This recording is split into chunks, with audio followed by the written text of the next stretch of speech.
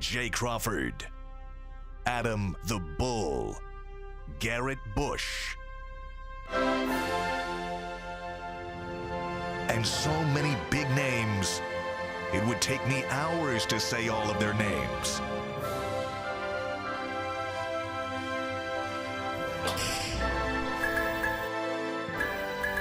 The ultimate Cleveland sports show. Booyah! Yes, indeed. It's a Friday. What's up, guys? Yeah. Brad is back. We haven't seen Brad in a while. Tyvis is back. We saw him 2 days ago. I see you every day. Listen, see, this is what happened, Bull. Yeah. You get these old state guys. These old state guys be going to recruiting visits. They be on cruises. Yeah. They take jets. They be living that fancy life. Stop with that. We trying to help the program. Can we help the program? I want to say, first of Can all, we help the program? I was for a good cause. I'm Yeah, trying to that's true. raise money He's for raising cancer. money for cancer. He's Okay. a good man. I'm trying to help the program. There you go. We got a big weekend, conference tournaments in college hoops. The thing about college basketball in general, the problem, especially in radio, the problem always in talking about college basketball on the radio, when I was like, people only give a crap about their team and their bracket. Right. That's it. That's a fact.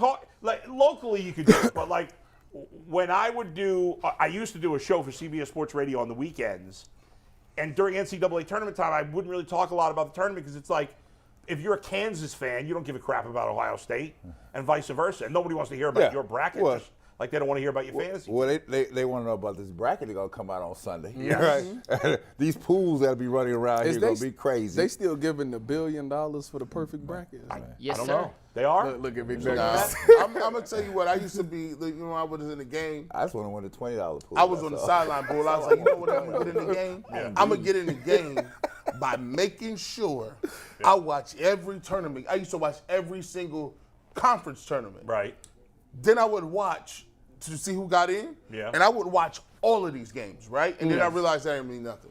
No. And so I did. Yeah. I used to watch every bowl game. Yeah. All They of don't mean them. anything. And then You got a better chance of going off of your favorite color or something like that. It'd be kids that don't know nothing about it, like, oh, I just like their color. Yeah. And they go do better than a lot of people. Ohio State is playing today, guys, and that takes us to our bet. Go Bucks. Obviously, I got bad news for Ohio State fans. Oh, don't do them vibes I'm like that. betting on the Buckeyes, and my picks have been awful lately, so I don't know that I'm bringing you any luck. But super facts. in fact, I'm not going to lie. I honestly thought they were playing Michigan and not Michigan State.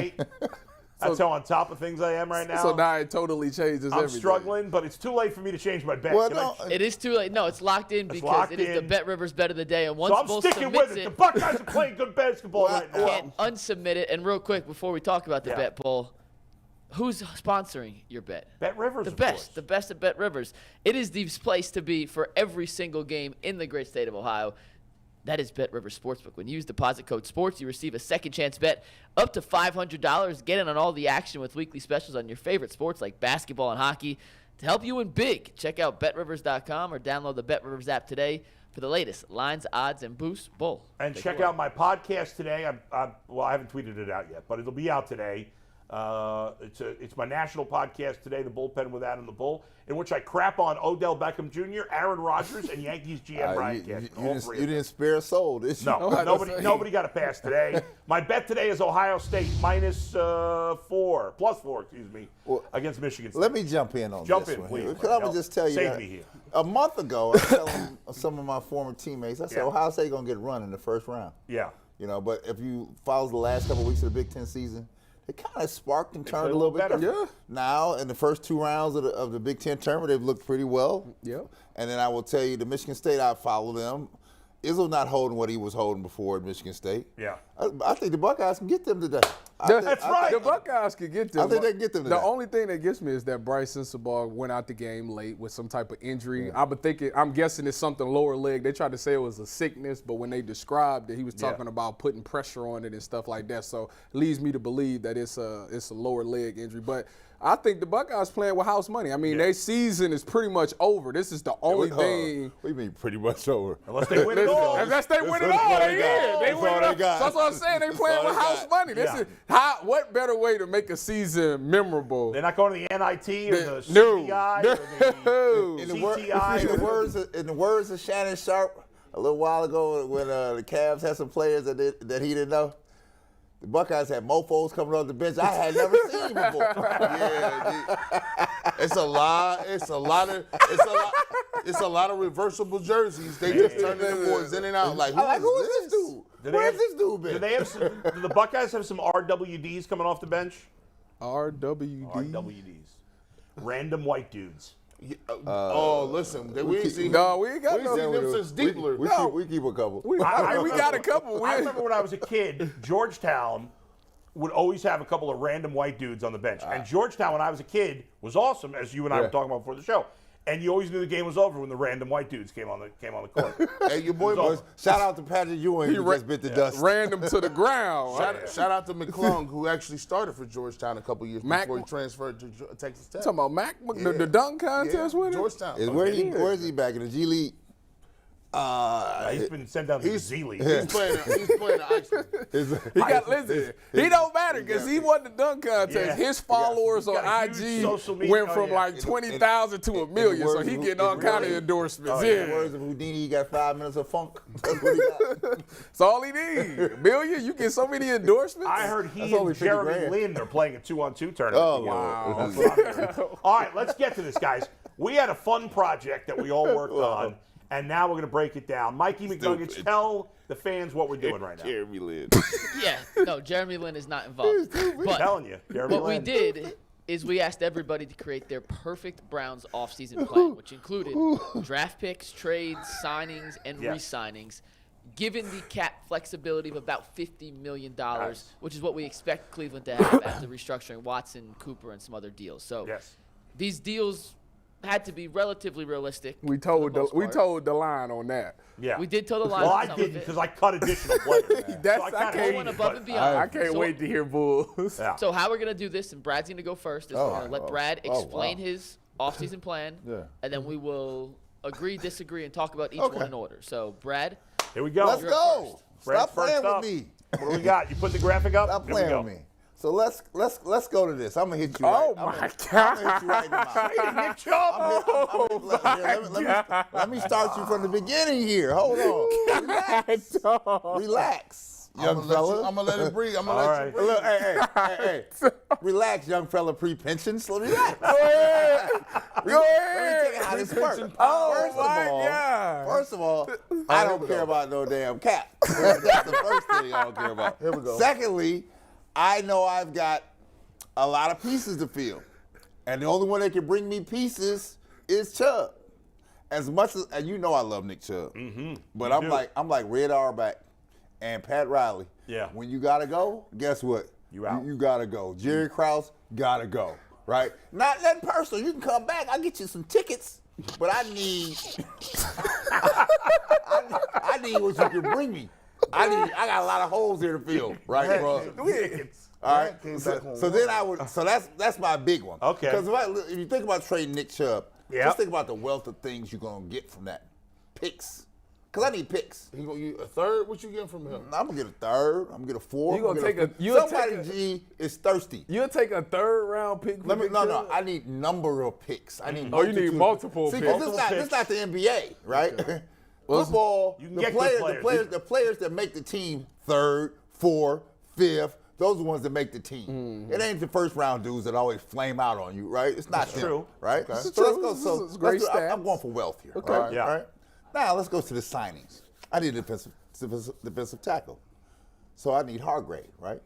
He gonna cost me Big some money. He gonna cost me some money. Right? That's why I don't care about no cap. Right?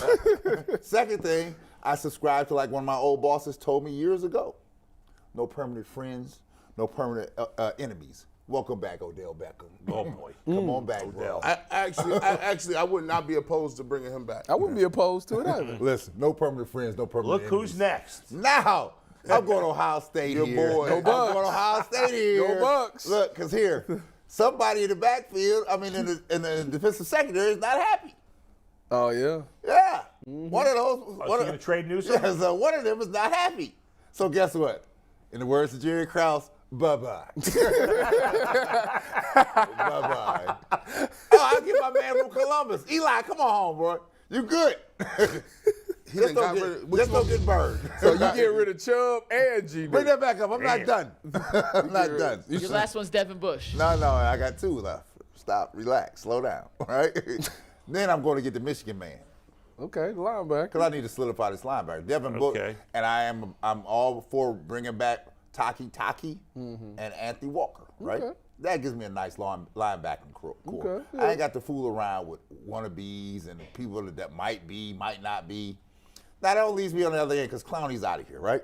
And with the picks I got, I'm getting nothing. So I might as well go down to Columbus and get the dude Zach Harrison. Because Ohio State, what they do, if you ain't paying attention, they're going to give you some edge rushers, right? I hope that maybe he may develop into something, right? So I'm willing to take a chance. Plus, he's only 2 hours away, so we ain't got to be flying nobody in here, right? He's saving jet fuel. This guy got a jet fuel budget. Man. That's my. I ain't worried about no cap. I ain't Ain't worried about no cap. I got cap people. That's supposed to get around the cap. Hey, man, look, listen, my picks is looking better and better by the second. Damn. I can't wait to get to you. All right, what's our grade for Brad's offseason? What does the chat say? We're gonna put a poll up at the end, Okay. We're going to put that poll up. and they're gonna know vote. what it The is. YouTube chat's gonna All vote right. on who had the best. The All early right. reaction. That Just was quick interesting. scan, real quick. Yeah. Heart I'm rate? not sure they love your ideas. right, Not sure they love where you're going. Listen, Fans are always going to say that's a great show. Here, they ain't love Jerry Krause ideas in Chicago either. That's true. 6 titles later, there we all there. Hargrave would be We're a all great here. addition. I actually had Hargrave on my initial list, and then I changed it because I needed money elsewhere, but he'd be a great addition. Go ask the Bulls if All right, if there they we like go. Krause left. Let's move it on. Who's up next? Mikey McNuggets. I'm up next. Yes, I did one here too, and I hope this is a little more satisfactory to the Okay, fans. a little hard to We're gonna start read. with the trade. I am trading my 2023 second-round pick, a 2023 fourth-round pick, and a 2024 second-round pick to Tampa Bay for their 2023 first-round pick. And What is with that, UNG? Teams, how are take 2 2s and a 4? Nobody's doing that. teams don't give up a first-round pick for second-round pick? Nobody's Yes, they doing would. that. No, they're not. Watch it happen. No, it's With not. the 19th pick, taking Jackson Smith and Jigba, the wide receiver The from Ohio State. Need a guy in the 19th slot. pick? Jackson Tampa Smith Bay and do Jigba that? will They not Recoup be as there many at assets as 19. humanly possible. They're way over the cap. They need some younger players. Do you think they gonna trade the 19th Yes. to restart a franchise? You think they gonna yes. trade the Kyle first Trask pick? is their quarterback. They're They not need gonna as many trade down assets in 30 the future spots as to get- possible. Oh Wait a my second. God. What pick number do the Bucks have? 19. 19. And what the pick is the Browns? 40. 42 next year, second, and a fourth. Okay, so you're saying, think Yes. about what you're saying here. Yes, I am. That the Buccaneers are going to trade down Yes. 25 spots, roughly, Yes. Let him go. just to get a second-round pick next year and a fourth-round pick Boy, this year. Yes. Zero chance. That's what I said. But just let him Yeah. go. Zero Just chance. let him go. Go ahead. All right. If you guys don't like that, then wait till you see We G's trade towing the proposal. line. I told y'all. We That's towing Either the way, line. That's a basketball With that dude. 19th pick, I'm taking Jackson Smith and Jigba in the third Okay. round with the pick the Browns still have. In the I'm taking third round. No. Keanu Benton, the defensive tackle out of Wisconsin, to address that need. In free agency, this is where I'm hitting a home run here. Go Bucks. Okay. I'm first off signing Sadie Natius and Cleveland native Jermont Jones, the defensive tackle from Denver. Little cheaper than Javon Hargrave. I gave him about an $18 million valuation. Helping the linebacker core with Levante David for about $8 million. Juan Thornhill, the safety from Kansas City, for about $6 million. Arden Key for $7 million. The edge pass rusher from Jacksonville, who I Like think him. is He's a on my key list. target. And give me McCall Hardman to help round out that receiver core. I wanted a young receiver and a little more of a proven commodity, even though Hardman's been injured. So that gives me Jackson Smith and Jigba, McCall Hardman, Amari Cooper, and Donovan Peoples-Jones in my receiving core. Then I'm going to re-sign Pochich and Anthony Walker, and we're winning the Super Bowl next I year. don't know about that. You got 2 wide receivers that you get, and that's got injury problems. So And you can't none- make the club if you're in the tub. And the Browns got to get a wide receiver that's a sure thing.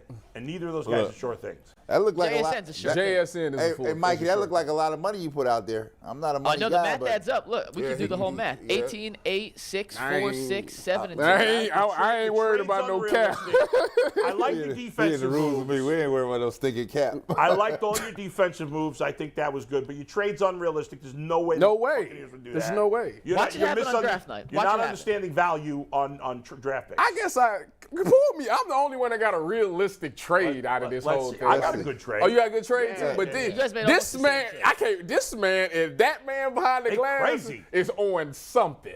Y'all are All on right, let's something. get to Titus. Thomas, you ready? Come I on, mean, roll. preemptively ripping G is a little unfair. We haven't seen him. Hey, listen, They see, waiting- I'm G, they in waiting the on you. dugout. Yeah. I'm in the dugout. dugout They know kid. Roll what it. I do. Before you take Tyvus, Yeah. let me preface. Tyvus is trading for Brandon Cooks. I'm gonna tell you who he's trading No, for. I'm not.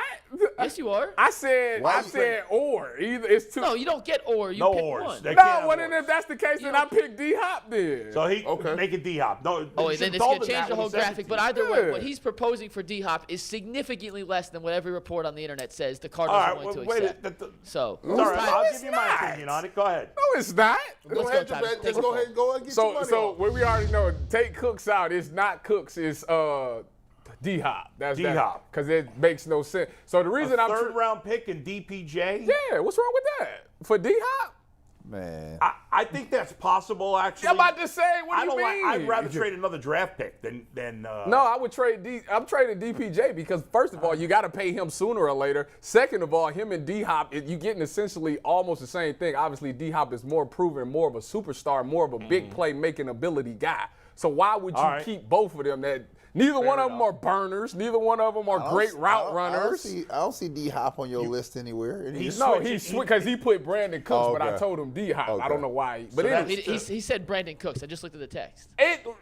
you want to go there? You can't say, let's you can't go say with Cooks Hop. or Josh Hopkins. Downs, wide receiver. Anyways, so yeah, move my- it to the my draft. Prince and friend. So I took Josh Downs. At first, I was going to go with Tyler Scott, the kid out of Cincinnati. First of all, shout out to Anthony for making this switch for me. I like Tyler Scott out of Cincinnati because he's more like a Tyler Lockett. Both of these guys are 5'9". Tyler Scott got a little bit more of the speed. I think but they both ran close to the same 40. But I like Josh Downs because Josh Downs at North Carolina is a true slot guy. He played the slot. Now, he has the ability to play outside, but the thing that makes him different between Tyler Scott that I like is that he goes and attacks the football when it's in the air. To be 5'9" and jump to go get the ball over these DBs, that's what you want, especially as something that you need in the passing So game. you like little, I had him as my draft pick too, and then I picked up a different wide receiver somewhere else. You like so I little switched wide it, but I receivers? had No, in the slot, you don't want no 6'3" guy. Why not? Why not? Because you need those shifty guys to create that space. I don't know, As though. a former DB, you struggle way more with the shifty guys than the bigger wide My receivers. beef with Tyvus is I think Yannick Ngakoue is not very good. I think he's overrated. Well, I think he's not going to be break the bank either. Yeah, I think. And I don't know. I don't need a corner. Why? No, Jimmy Ward is not a just more corner. of a Jimmy safety. Ward is a. I put Jimmy Ward on there because he's the Malcolm Jenkins that this I got defense you. needs. Okay. He plays He's a safety, safety, Michael corner, corner. and nickel. So if All right, fair somebody enough. goes down, which we know in our secondary is very likely to happen, you don't have to panic because Jimmy can go play that position. Now, the only Okay. part I don't agree with is I don't agree you should trade your best young receiver. I don't like trading DPJ And either. that's your best young receiver. You get. I want to add to the core, Yeah. not. I mean, I'm obviously not- Hopkins is better, But especially when you get Cooks and Hopkins that be out a lot, you need somebody to be durable, right? I don't want to trade DPJ. I'm also I'd rather just trade saying, more you draft guys picks. can say my trade evaluation was off, but the proposal we talked about 2 weeks ago was 2 second-round picks for Brandon Cooks. Now you're trading a third in DPJ. I feel like it's taking a big step down. D-Hop or Brandon Cooks? Well, it was for Cooks. Hop No, was even I don't more, buy so. that it's going to take two. No, two literally, the second-round picks. report just came out yesterday, or like 2 days ago. They looking for like 2 third-round And picks. who knows what they're for looking D-Hop. for and what they're you going to talking get is a different story. Exactly. So if we know what they're going to get, I want G's trade to be accepted with full arms. I want my trade to be accepted. Y'all need to I like this- cut I it like this out. stuff. Cut it out. Thank you, G. Teams don't trade from the middle of the first round to the middle of the second round just to get a second-round Man, pick yeah, next year. that makes They no do it every year. You gotta No. hurt Mikey's No. feelings. No, because You- if you y'all gave being them- unrealistic. trades I'm not trading no first-round pick if I'm not getting a The first-round only pick way in a team return. would do Period. that is if they got a first next year. That's what I'm saying. Then Period. they There's might do no something. way. G. Bush, we're taking a victory All lap. right, let in G. about Bush, 50 you're up, games. man. Go ahead, man. First of all, let me just go ahead and preface this. Shout out to the chat. See, what I'm going to do here is I'm going to give you the best of both worlds. You're going to get some rookies. You're going to get some veterans. You're going to get some, roll the dice on a couple guys. But what you are going to see is, by far, this stimulus package right here is the package that right. we all need to get to make the Cleveland Browns great again. Here we go. All right. Make them great again. Now, let's go right here. Here we go. So, Let's go. So first of all, let's go ahead and get DeAndre Hopkins, right? So he can trade a third and a fifth, but I can't trade a third and DPJ. I told you his evaluations are all. You didn't explain yourself well enough. You got to explain yourself. That is that's reason- answer. And it's next year's fifth. Thank you. This is why I'm saving picks. See, when you're trying to come back and do a thing and you're trying to win now, you got to push some stuff back a little bit. So I'll give him the fifth next year. But the third this year, we have 2 threes this year, I do believe. Or is that 2 fourths this year? 2 fourths. We have 2 fourths. So DeAndre Hopkins, I can get that guy right now. And the reason I'm only going to give them a third and a fifth because I got to absorb that cap room. And I'm going to let the Cardinals know that. They might as well give all that up. 2023. Now, this is the one right here. Now, I want to go to Dallas, right? I'm going to Dallas. We done did good business with Dallas before. Now, I got 2023 second round. I'm going to give him a second round pick this year. And a third round pick this year. I love you. Hold on. But you are out of your mind. That first trade I can live with. Hold on. You're right. Hold on. Go ahead. That second trade, no chance. That's worse than his. Hey, but by the way, I am. So here you got to think about it. I am willing to go as high in 2024 on a second round pick too to sweeten the deal. Yeah, but no, they're dropping 20 picks just to get a third round pick. Nobody's gonna do that. They're over the cap. They got cap issues. That doesn't matter. They don't know what they're doing. Dak Prescott. That's even more reason why they're gonna keep their first pick. If I give you a second round pick and a third round pick this year, and give you another second just to move up a couple spots for a first round pick, that's not move. That's 20 spots. If they over the cap like that, that means they got to cut some people that they don't want to cut. So they're gonna replace them with rookies, especially in the first round. Right. And here's the thing. They could trade back. They got enough assets that they could trade back and still get the person that they wanted to get anyway. Yeah, but they're not going to trade. Nobody trades out of the first round without getting the first round. That's what I'm saying. I don't know who y'all been looking at. But here's my rebuttal. Yeah. Here's my rebuttal. Who would have thought that you could get Amari Cooper for fifth round pick? That's more believable than giving up this Thank first you. round pick. Let's not act like people are so savvy. It's not about being savvy. They all have this chart of what these draft. They screw up on the trades of players, sure. Hey, nobody's trading a second round pick for 2 second round picks for a first listen, round I'm telling you, I'll give them. They want the 2024 second round. Let me ask you this. Hold on. Flip it. Would you take that deal if you was there? Listen, if I could guarantee that I had another first round pick, sure I would. You would trade your first round pick for 2 second round picks. That means I would have three second round picks. Sure, yeah, I would. Which is more? They would walk you out of that office. Which is more valuable, a player at 19 or 3 players in the second round? One at 19. But you're not getting 3 players. One at 19. Yes, it's two. It's a talent thing. They already have their second round pick. But you got that either way. So I gave you 2 twos. So this is the thing. The difference and is a 3. So the difference with the draft is if your first round pick is usually a talent thing. So like your talent is like off the charts compared to a second rounder. So watch this. So I'm gonna definitely take the first round pick. At certain positions in this draft. Yeah. Say you want a defensive tackle.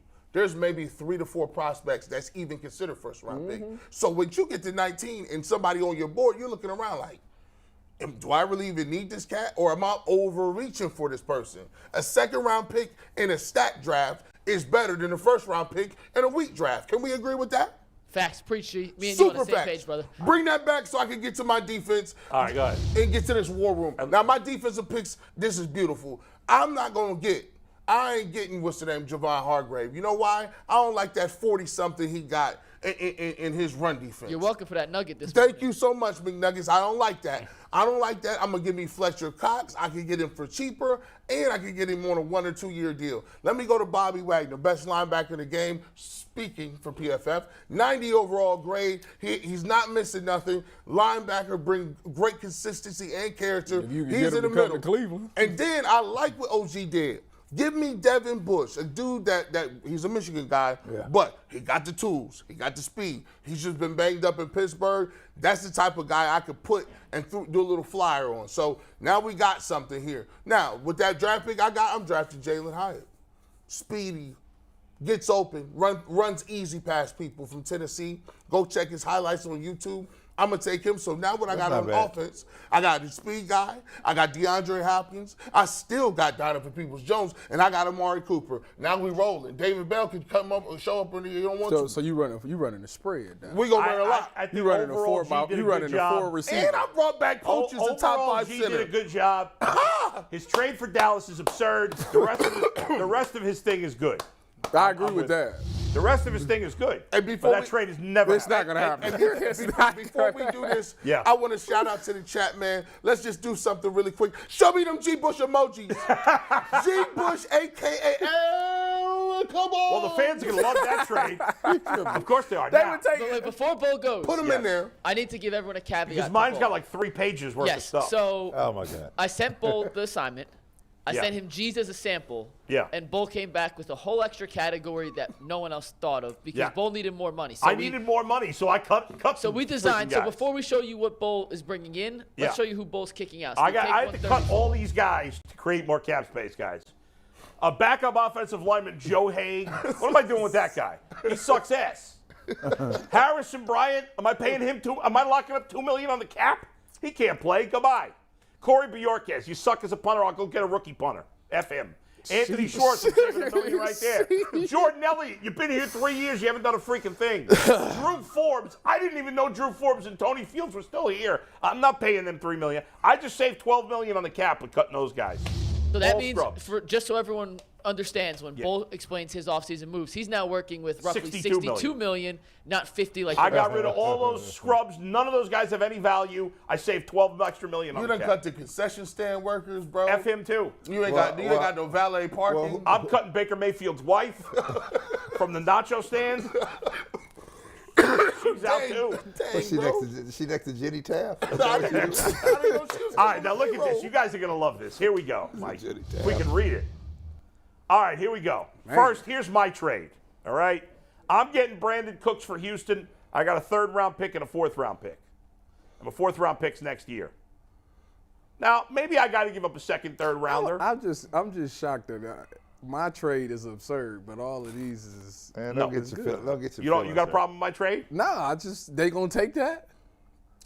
I think they would. Okay. But I'll give up more if I have to. If I have to give up 2/3, if I have to give up 2 3s and a 5, I'll do it. See that? You see that? See, I came up with that but trick. see, if you do I that like for- that. You if use you do hey, that for- listen, you whatever. do He willing to go a little extra. Now, If you do that from the beginning, you know you're already light. So, Now, That's what I said. I'm bringing back Ethan Pocic, and you talk I like me that. into Taki too, because I'm not going to pay him much, all right? Now, let's get to the, what should I do? Is it my signings or my draft picks Go to your first? sign. You're the only one that gave us 4 draft picks, so go through the draft picks first. All right. I basically cheated and used I like the Parker Washington. some draft picks, some draft boards. Ivan Pace is a linebacker. Yeah, he like one of the the first kid is a defensive end From Kansas State. He was the who's Big had a 12 ton- Defensive Player of the Year. Very productive. Tested I very like well, guys too. that are. I don't care what they ran in the freaking 40. I agree. I want to know, did they play good football? I agree. And these guys played football. Parker all these Washington. guys. I like Parker I Washington. like Parker Washington's Yeah. game from Quindell Penn State, Johnson's a and I safety, like I and I like believe. Ivan Pace from Cincinnati. See, He a there you beast. go. I've got productive players that I'm bringing in. So And you I'm- went in the draft defensive end, wide receiver, Yeah, linebacker, linebacker, safety. safety. for your Yes. draft picks. All right. I'm taking a punter in the 7th round. Best punter in college. I'm taking him in the 7th round. All right, here we go. I went wild on the defensive line. And originally I was going to get Hargrave like you guys did, but I said, you know what? I'm going to spread out the money a little bit because Hargrave's going to cost like $20 million. Dalvin Tomlinson, okay, one of the best run-stuffing defensive tackles out there. Sheldon Rankins, also. I got all 3 of my linemen that I got there. Sheldon Rankins is from the Jets, Dalvin Tomlinson from the Chargers, and Arden Key from Jacksonville. All are top run stoppers. All of them. Arden Key's a guy I really like. Arden Key and they're guys that I think, and I based my money on PFF was projecting salaries for these guys. So I went with what they had. And those 3 guys combined are going to make about 24, 25 million. So instead of spending 18, 20 on Hargrave, spent a little more, got three good. Can you imagine? I think it's probably not going to happen that they're going to get all 3. But if they added those 3 guys to Myles Garrett, your defensive line goes from being awful to, in my opinion, being very good. I like the moves. I like Sheldon Rankins a lot. Yeah. You got Mercedes Lewis. Now, I got rid of that scrub Harrison Bryant. I do need another tight end, all You right? like 50. He's an old guy. I think he literally turns 40 this year. He's an old guy. But this guy's been a winner. You in the chat. He's got great hands. He's a veteran. He can block for me. He can be my blocking tight end. I can throw to him in the end zone every once in a while. Mercedes. Mercedes. Yeah, I love Out of him. UCLA. Now, Mercedes Lewis. Let's go to Not linebacker. Mercedes. I need a veteran to lead my linebacking core. I got JOK. I got Taki. I'm drafting Ivan Pace in the middle. I thought y'all was moving off of JOK. Isn't Kendricks a middle linebacker? Kendricks. No, I got Ivan. What do you mean? Ivan Pace a middle and Kendricks a middle, ain't he? I don't think. Well, but Ivan Pace is a young guy. Eric Kendricks is just like a one-year deal. So Kendricks gonna play Mike. Pace He's is going to gonna play Will. Ivan Pace. We're going to work him in the mix a little bit. Play him at will, so they both in the See, box. there you go. There you go. Eric Kendricks is the veteran leader I need on this defensive line. Now, I need a safety, but I don't have a lot of money at this point. I don't want to spend a ton of money on safety. You out of cash? I'm already spent a lot of money on my secondary. Deron Harmon is a guy from Vegas. I think he played for Vegas last year. Vegas last year, correct. Who's just a good, solid Wasn't he safety. in the Patriots? Had a really nice. I think he was on He the was Patriots. Patriots, then he went to the Raiders. He's now been a free agent. good contributor. He's not a star, but I can get him for $2 or $3 million. I don't need a star. So this is like a post safety. What's it? He running 4-3 sideline to sideline. I don't even know what he's running. Okay. I just know he had a good PFF grade. Okay. All right. I was looking for a cheap safety with a good PFF grade, Okay. and I came up with him. I don't know much about him, but I know he's been productive. And finally, I'm not hit. I am taking part. So to me, I want my offense to be dynamic. I've got the running back. I ain't messing with Nick Chubb. I know there's all the rumors out there. I'm not messing with Nick Chubb. Got you. I've got a pretty good tight end. I don't love him, but he's solid.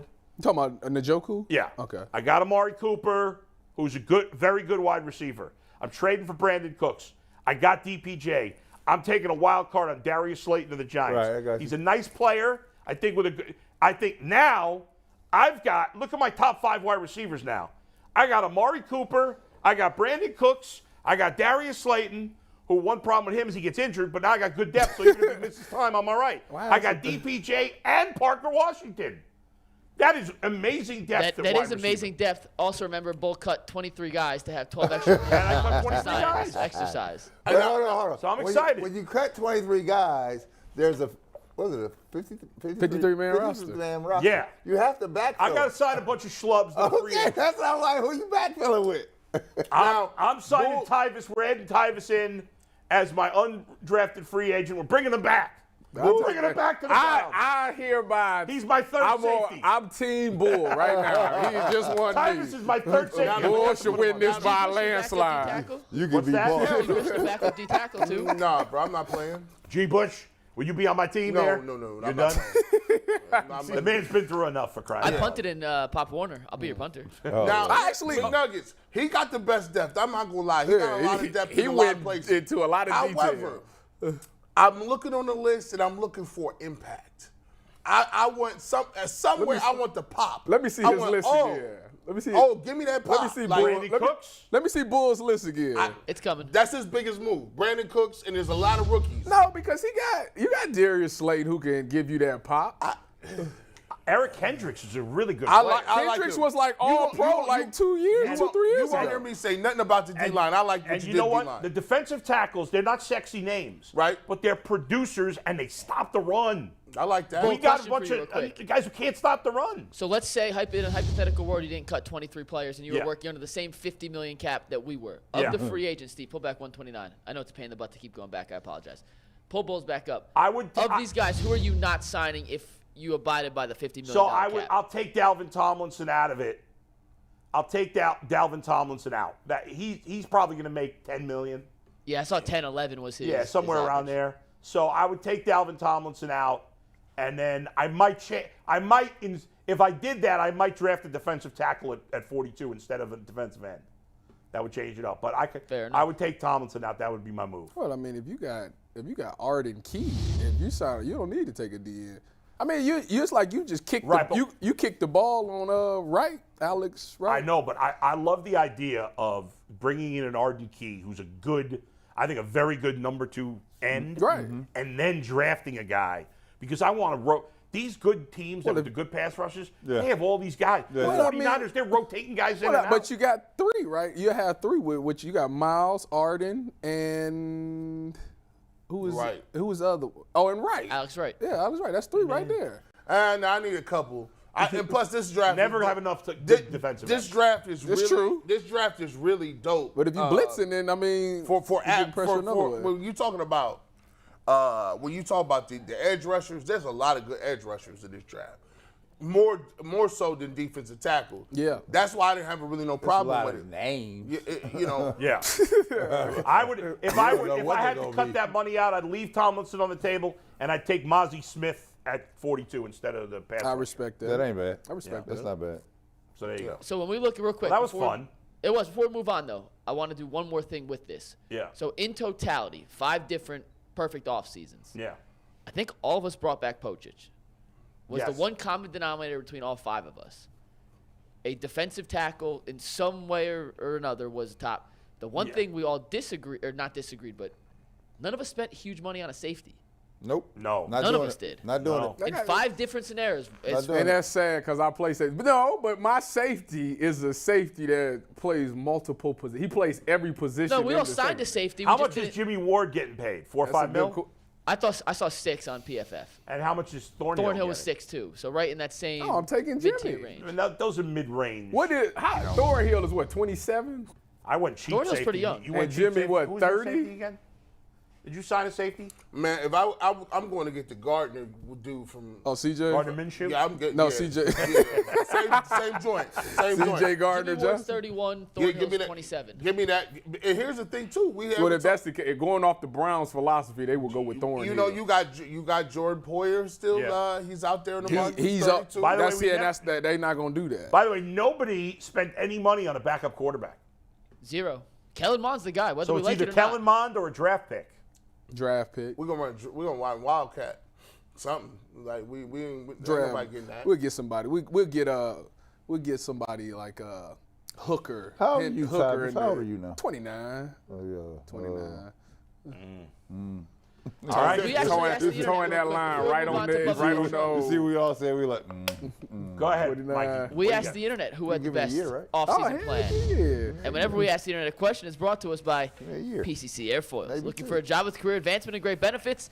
PCC Airfoils is a leading manufacturer in Northeast Ohio. All locations of PCC Airfoils in Eastlake, Menor, Wickliffe, and Minerva are hiring for all positions starting at $18 and up, plus full benefit packages, paid time off, and a signing bonus. You can apply online at precast.com/careers to learn more. How long ago could you have done that? We just gave mine.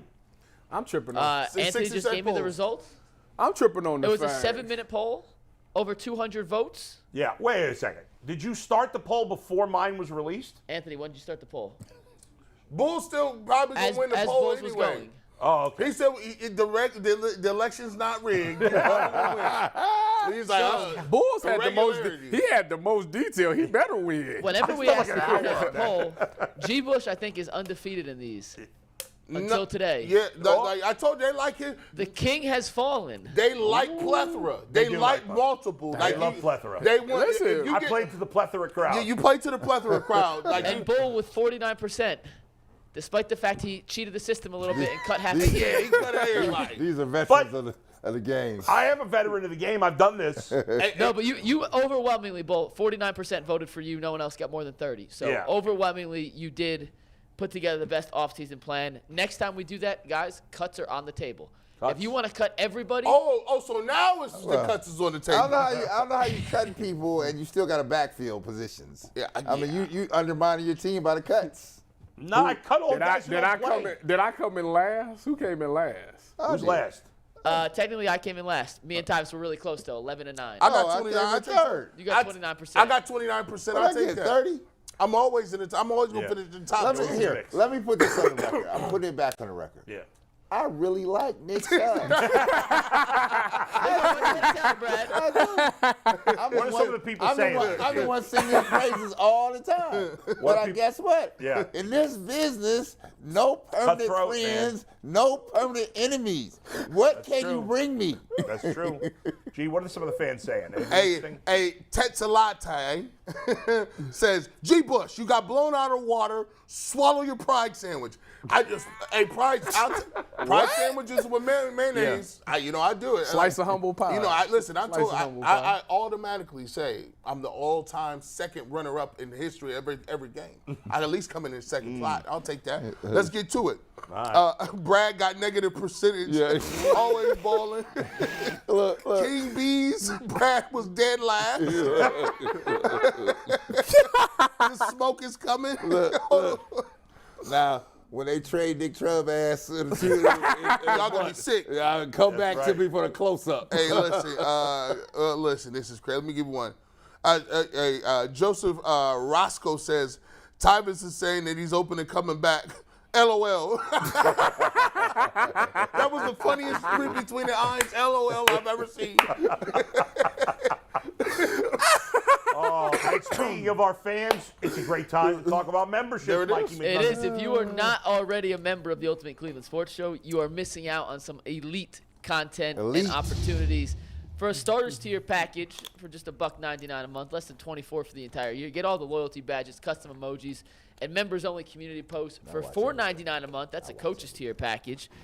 You get those same starter tier perks, plus overtime videos, member shoutouts, discount codes for merch. You can text with Jason Lloyd during select Cavs games, and much more. Today's overtime topic, viewer questions, as we do every Friday. We got some bangers coming up in that section already. And you already know, if you balling on a budget and you ain't got no money till next week, this your off-week check. We doing If you watch the show and you don't got internet, just borrow somebody else's. Steal that passcode. We ain't got Afterpay? No. Klarna? We ain't got that? I don't know what that is. I don't know what you're talking about. Y'all don't know what What is that? Afterpay is? No idea. Dang, so that's like the new thing now. Like, so instead of paying all the money for something, you pay like a percentage. You pay like say something $100, but you ain't got $100. They'll say, well, give me 20, and then 2 weeks later we'll take another 22 who weeks. says that? This is Afterpay, Klarna, Affirm. Oh, it's like these new things. It's like a lot of people take this now. So like you got to pay a bill and they pay the whole bill for you. Look, and these are the .com. Listen, these so for example, my wife shops at Lululemon. So if she go to Lululemon and she say she spend it's $200 for everything, but she don't want to spend the whole $200 right there. They say, well, pay with Afterpay. So Afterpay, you pay about $40 right now. You take the stuff home, and then 2 weeks later, when you get paid or your check come, they take another $40. Then 2 weeks later, they take another $40. That is called that old school. That is one or two layaway. It's layaway. Layaway. But you taking it today though. Or that is called a payment plan. I ain't got it this week. Yeah. I'm gonna put 20 on the electric. Y'all ain't know about 30 on the gas. That's like how everybody shopping. I'll pay you on Tuesday. By the way, speaking of Lululemon, did anybody see the what's his name? Oh my God, the comedian who just did the show last Chris Rock? Chris Rock. Did anybody see his Yeah, I haven't seen it yet. in the beginning when he talked about Lululemon? Yeah. I shouldn't spoil it. But Don't spoil it. Don't spoil it. Hey, two that was things a real really quick. funny part about.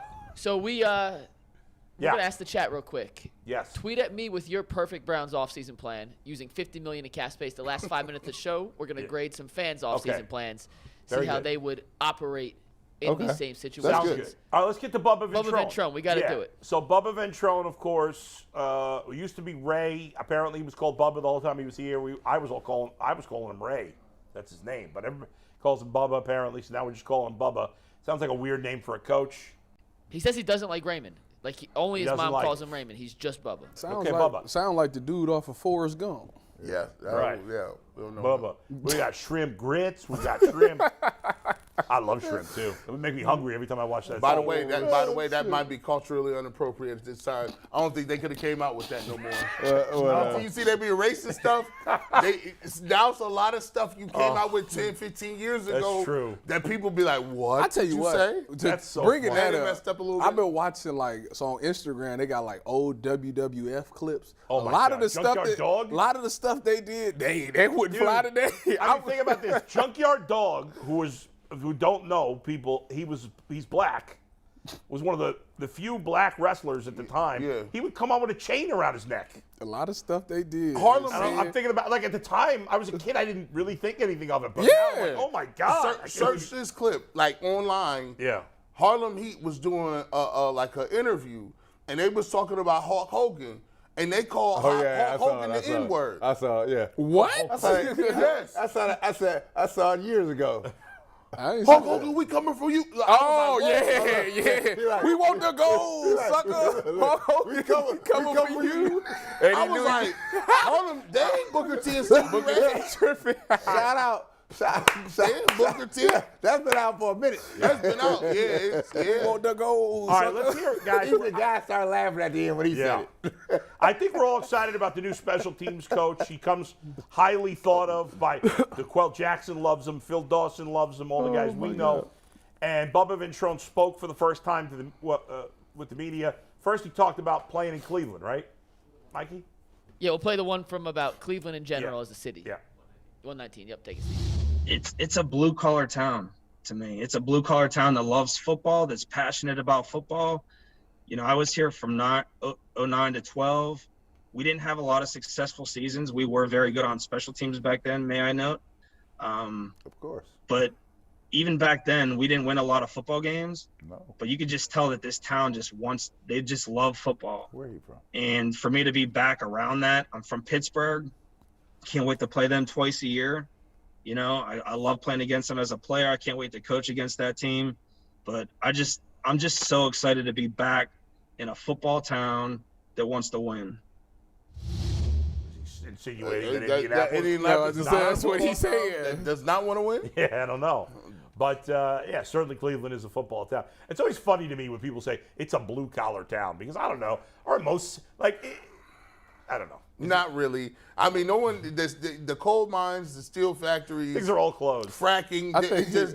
There's no like open. Back then, you used to see people hanging out on eating a lunch pail with a hard hat on a steel beam 15,000 feet in the air. What? Have y'all went past the steel yard lately? It's still a blue-collar town. It is. Pittsburgh. But a lot of cities are blue-collar. A lot of stuff in the Midwest, blue-collar Yeah. town. Midwest, blue-collar town. Ain't nothing wrong with it. Yeah. Right?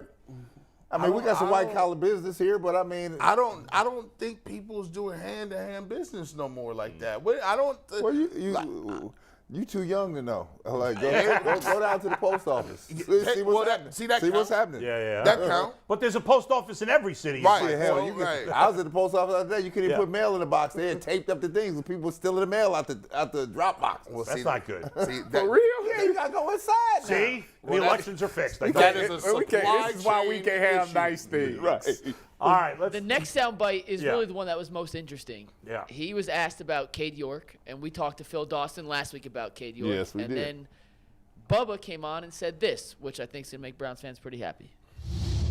It's not too often that you get to actually coach a guy that you rank coming out of college at the highest at that position. So last year, grading, all the specialists, the kickers, the punters, I had Cade at the highest.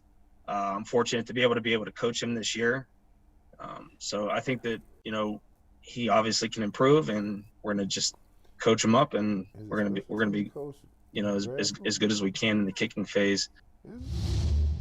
Yes. Now, listen, the great thing about that is at least he's admitting that he's going to coach him. These other special teams coaches be acting like you just sit the kicker over to the Yeah, side, right. Just do his thing. do your thing, and we'll catch up with you in the game. that's not Come it. on, man. Like, at least he going to say, I'm going to coach him up. That's not necessarily true. He did say, I don't know if we have this clip, but he did say, do we have what he said about Cribbs and about Phil Dawson? I do not have that part. He mentioned in his press conference that he wanted to bring Josh Cribbs and Phil Dawson here to help. That would Like, be I don't nice. know that they're not going to become coaches necessarily. Yeah. I mean, but he said he wanted to bring them both here. Phil Dawson looked like he checked out. Yeah, he checked Phil out. Dawson said, He doing I high ain't school. playing. I ain't messing around with He y'all. doing- I'm in Texas. He in Texas doing high school things. I bet you he would come at least for a weekend or something. He'd do a little Zoom Because he's meeting. friendly. He's probably really close with. I mean, Ventrone and Phil played together here and in San Francisco, so I'm sure he'd probably come for at least a weekend. But you're right.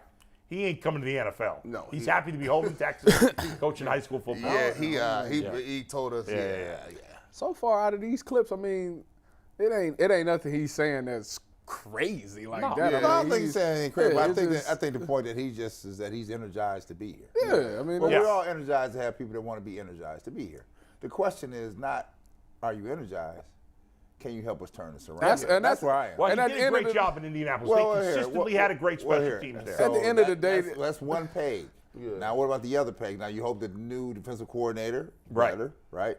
We hope that this thing works out on the new with Van Pelt and offensive calling, right? Right. He ain't calling no I mean, he ain't plays. calling them, but I mean, the quarterback. Quarterback's dude. He's the coach. quarterback dude, but I mean, you got to get the That's the one that we got to get together, right? That's the one that need the most reclamation project in town. I would like to see. People don't. Special teams is a big part. You don't know your special teams is trash until you trash, right? You know, like, so when I watched this Super Bowl, Well, how long did it take you to see that they was trash last year? I mean, listen, I think they brought the young guy in because the old guy, Prefer, looked like he was confused that they was you trash. at the New York game, you knew they was trash. Yeah, like That is correct. I wouldn't necessarily call them trash. They got the players that can make the plays, but for some odd reason, I think the scheme wasn't correct at all. You know what, Jordan? Because obviously that's right. Jerome Ford is a great returner. DPJ is a great I'm about to returner. give pre-pension a little lesson here. Hold on. pre-pension pile. So you know what Jordan used to call people like that? I got like 20 Nicknames. years until I get my I pension. know, right? So that's good though. Because by the time you get it, it's gonna be really worse. Right? I know, yeah. So I tell you this: George used to call people in his scenario, what he just talked about. He used to call them VOCs, because he's saying in this thing was that they wasn't that bad. You know, it could have been this, that. George would call you a VOC, and you say, well, what is a VOC? A victim of circumstance. That's what you are. So guess what? Loser. That's all the excuses Browns fan made for every quarterback. Well, they I had. mean, It's not his fault. Right? It's not his fault. I'm His mama didn't make his dinner on time. I'm just at the point now to where I don't believe in hype. You know, when people come in and they come in with all this energy and stuff, Yeah, it's like but I don't there is care. some proof, though. I need to see it on I'm like Sunday. you, Tyvus. I need to see it on I Sunday. agree, you're right. But the one thing I'll say, I agree. You show me. Show me. Don't tell me. Yeah. However, both guys they brought in, Schwartz and Ventrone, have a track record of success. Yes. Now, not here. They get got to that. do it here. I get it. A lot of people But they brought in. I feel more confident being excited about guys that have proven they're good in other Well, places. I'm a guy that's you can show me anything on tell me what you did, how success you had. I mean, it's let's see it translate, right? How many? Because again, if it doesn't translate, and you bring me Schwartz, Ventrone, all of them, right? You bring me all them type people, right? And this thing doesn't take off. Who am I looking at now? Because it can't be these dudes because they've had success everywhere they've been. That's what I'm saying. It's been so many times that we've signed somebody that's done really well, and when they got here, it just hasn't been the same. That's true. It's to a point now where I need to see it. I think it's reasonable to give Schwartz and Ventrone the benefit of the doubt. Go into it at least with a good, not me. That doesn't mean they get a pass if they do a crappy job. It just means I feel good about the hires. At this point, there's no proof on the field. They're not playing. So I'm like, on paper, they're both good. On paper, it looks good. I feel very comfortable where we're at right now because I know it's been a conscious effort. I told you I wasn't gonna play all year. See, people don't be acting like one or two people can't make no difference. Oh no, you can go in these other shows and you can give them whatever you want, but we're still waiting to see, bro. You still got 6 games. You funny. I like you a little better. Facts. But y'all got to show something, Facts. bro. Who you like a little better? I like Stefanski a little better. He's showing some personality. He showed some So we're personality. down. We like that. But I like that. I agree with G. He better win. 'Cause I don't care about your personality if you win it. If you're winning, you could give the crappiest personality in the world. Don't matter. He was dry as hell in 2020. Bill Belichick was a misery. Well, I'll give you a here. When you said that, it reminds me the Knicks coach. Right. They was ready to run him. Yeah, That's he right. was. But he's winning now. Two months ago. Yeah. Now he the greatest thing since sliced bread. Yeah. Hey, man, them wins make you look right. a lot better. And The he Cavs- don't have no speaking- personality. Speaking of which, before we get to the Cavs, let's hear this final clip from We Bubba do have Ventrone. one final bite from Bubba, who is very excited to work with Jerome Ford and the returners, including Jakeem Grant, for 2023. Yeah. Yeah, after watching the film from last year, I think there's a lot of good things out of Jerome. He's got good speed. He's got good vision. He runs aggressive and downhill. He had definitely a few, productive returns as they did in the latter part of the season. I'm excited about Donovan Peoples-Jones as a ball handler. Jakeem Grant, we're hoping that he's back and healthy. Darden, who they acquired later in the season last year from Tampa, is another good ball handler, returner. So I'm excited about the group I have to work with. I'm not worried about the return game. I need to wait. Talk to me about them gunners and them hitters on kickoff and stuff like that. That's where because they don't have anybody. No, every team needs a gunner. I need you to put 3 people on me because I'm gonna get down there and force a fair catch or a big hit. He was the last guy they had. That's what I'm saying. Why don't we have that? Every team that I played on, we prided ourselves on being the best gunners. They need.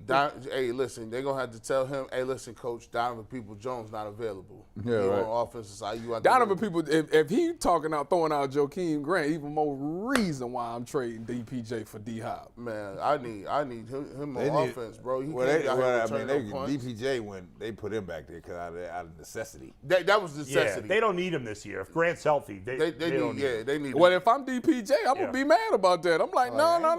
Yes, he is. I'm saying I ain't going back there. I'm saying I am going back there. You know why? Because when I sit down, I need more money because I'm the best returner on this team. Man, you might get what are you talking about? Not only am I the best young wide receiver, I'm the best returner as well. He's going to get knocked out back there. Game if they bring in guys, so he may want those reps. That's the nutso cruise down there. Oh, y'all trying to mess up that man money. If you only got one time to hit it. All right, guys, let's leave it there for now because I want to get to basketball. Let's blow off that topic we were going to get to here because we don't really have enough time.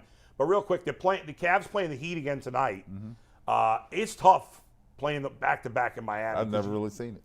What's that? I've never really seen, my day, you play back-to-back, but they weren't back-to-back at home. Yeah, right. That's crazy. The Cavs partying, No, so, this is the NBA's task to try to curb some of this travel complaints, right? Which is nonsense. That's a whole nother subject of nonsensical BS, right? So now we say, we're going to stay. We're going to stay in Miami for 3 days. It sounds like you saying that the new generation is they soft. off the chain. Well, you know what, Brad? I would think instead of doing the travel like this where you play Miami 2 games, why not have I know they do road trips when they go on the West Coast. Clusters. Yeah, but why not do clusters? I think that makes more sense. Well, because, you got people on the competition committee. Everybody's a brainiac here, right? That's true. Right? That's the problem. Yeah. Right? The simple answers are to what you said. We should not be staying in Miami for 3 or 4 days. Yeah. This ain't baseball. This ain't baseball. Right? It's a schedule loss. Let me say, first thing I could just tell you this here. Man, that's not a good place to be staying in for 4 days. Hey, look, that's not very true. That's not. You just asking for trouble. Hey, bro, I'm not about. See, this is the thing, man. This is the thing that irks me is because these dudes, if you think you can't chase no women, and you can't chase no women in the off season, you ain't already doing all that.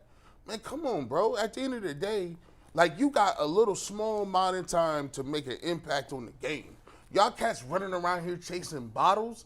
No. You got a game against Miami. You won that game. You played well. Y'all all young. You had a day off in the middle. You didn't even really do no practice. Now let's get back to it and go ahead down here and put some distance in between us, man. These dudes, I'm tired every time somebody talk about going to Miami. They act like that's an L. Yeah. That's that crap. That kills me. So you say you would bet on the Cavs? Obviously, G has never traveled to Miami, right? Yeah. Well, if you were going to bet on the Cavs, you might want to do it. I'm just going to tell you, a lot to do with Miami. I just said, G, it's not Miami. Here's the problem. You got people with a pocket full of money, 20-some-odd years old, 72 hours before a game. Right? When you think they sitting in a hotel in Miami? Live on Sunday. That's King of Hold on. Hotel in Miami. Hold on. Let's hear about Bet Jack first here, Mikey. Yeah, real quick. If you were to bet on tonight's game, the Cavs are 1.5-point underdogs. Mm-hmm. Surprising that Vegas is taking the schedule. They were a favorite 2 There's nights a chance ago, to possibly win some money with Bet Jack because it is Ohio's official sportsbook. Download the Bet Jack app today. You can get ready to get in on all the action. Bet Jack, it is Ohio's sportsbook. All right, Mike Ferrin of MLB Network Radio is going to join us in about a minute or two. We'll look forward to that. So you just said you shouldn't get distracted by it. Have you been to Miami? Man, I done been to Panama. I done been on spring break hundreds of times. This ain't spring break, bro. I'm just saying, spring break kind of easy. Well, let me just spring say break kind of lit. Ice levels to it. These were they're I got a little breaking news real quick, by the way. Brandon Graham staying with the Eagles. Oh, we knew that was a one-year deal. We saw that. They about to trade Darius Slay. There are 3 cities that were always ones of concern for people in the NBA, especially veteran players, right? There were rules like you can't stay in LA. That's one. New York? Miami was another. New York wasn't so much New York, right? But Miami, LA, and I'll tell you the other one that you probably know well, Atlanta. Oh, Atlanta. Atlanta is a lot to do. You can't. You cannot. I look Got to at get in and get out. I look at it like this. At some point in time, Get on the plane. Let's go, Diamonds. We're leaving. At some point in time, if you want to be like this time go like this. Bro, you rich, you got money, you're going to be able to chase women your whole life. At what point in time do you focus in? I hear you, but that's a mature answer. GD's a young guy. I'm about to say, you know who you're talking to? I got you. You're talking about 23, 25-year-old kids. You sound like me. Where's your leadership at, though? You sound like me. I agree with you, but you and I, you're 40, I'm 50. He's probably at the tattoo parlor where they all get sleeved up. Yeah. You sound like me when I just went off about the Browns earlier this year about locking in. It's hard. It's hard to get a whole group when it's, you know how you work your whole entire life to get money, and the girls come with the money. Did you just see? And now you getting girls that you never thought you would get. You went 5 in the night, though, Tyler? Did you see? I ain't do a thing. I ain't do anything. What I'm saying is, all I'm telling you is, if you grow up with because a lot of dudes is ugly, you know, and they ain't got no game. Right. Until They ain't got no game. But if you got a pocket full of money, you don't need game. And now I'm getting the Kim Kardashians coming up to me trying to talk. Ugliest guy in the world. You still get ladies. All right, guys, we're switching it up. Time to talk some baseball. First, let's go to Mikey McNuggets. Yeah, before we bring in Mike Ferrin of the MLB Network, it's time to remind you guys that the 12 o'clock hour of the Ultimate Cleveland Sports Show is sponsored by Colleague Racing. Colleague Racing, the official NASCAR team of Northeast Ohio. And with that, what's up, Mike? What's going on, gentlemen? How are you? Mike, how you doing? Let me tell you something. Good. I am so snobby when it comes to baseball. I think I know everything about baseball. Mike Ferrin, I've said this to him before. This is 100% accurate. I've never met a man that knows. I've actually never met Mike in person. We've talked on the phone. We've texted. But he knows more about baseball than anybody I've ever met, including most former players. But certainly amongst non-players, he knows every player in the minors. He knows every player in the majors. He has got it locked out. His show with Jim Duquette is awesome. I listen all the time. Before you answer this, I need to ask this really quick question. Yeah. We just talked about what goes on in the NBA on off-road games, right? Miami. Baseball too. Now, baseball. Who is partying? Who parties more during the season? Baseball players or NBA players, in your humble opinion? Well, I mean, it used to be baseball players, but I don't think the kids are wired today the same way that the players we grew up watching were. I mean, if they're partying, they're doing it outside of the view of people who might have cameras and whatnot. So if they're partying, it's mostly in their hotel rooms. But I think there's a lot more time spent playing video games at this point than there is going out and spending it on the clubs. But like, if you hear the stories from a generation ago of players, I mean, they had twice as many nights on the road as NBA players did, and 10 times as many as NFL players did. So there was a lot more room to get into trouble. It's funny. When I was working in the minor leagues doing play-by-play, I would have to. We had our manager for the Batavia Muck Dogs was a guy named. Well, my first year there, it's a great team, right? It's the Phillies organization. My first year there in '99, the manager was Greg Legg. Remember Greg Legg, Mike? Yeah, Greg I Legg. remember the name. Yeah. And then the second 2 years was a guy named Frank Klebe, he was not a player. He was actually an amateur boxer, minor league. Part of my job working for the team, even though I was the play-by-play guy, was at home games we didn't do play-by-play. I only did road games because the owner of the team was a genius. He thought if you did play-by-play for the home games, nobody would come to the game, which was stupid, but whatever. So my job for home games, I would do like on-field promotions and, PR stuff.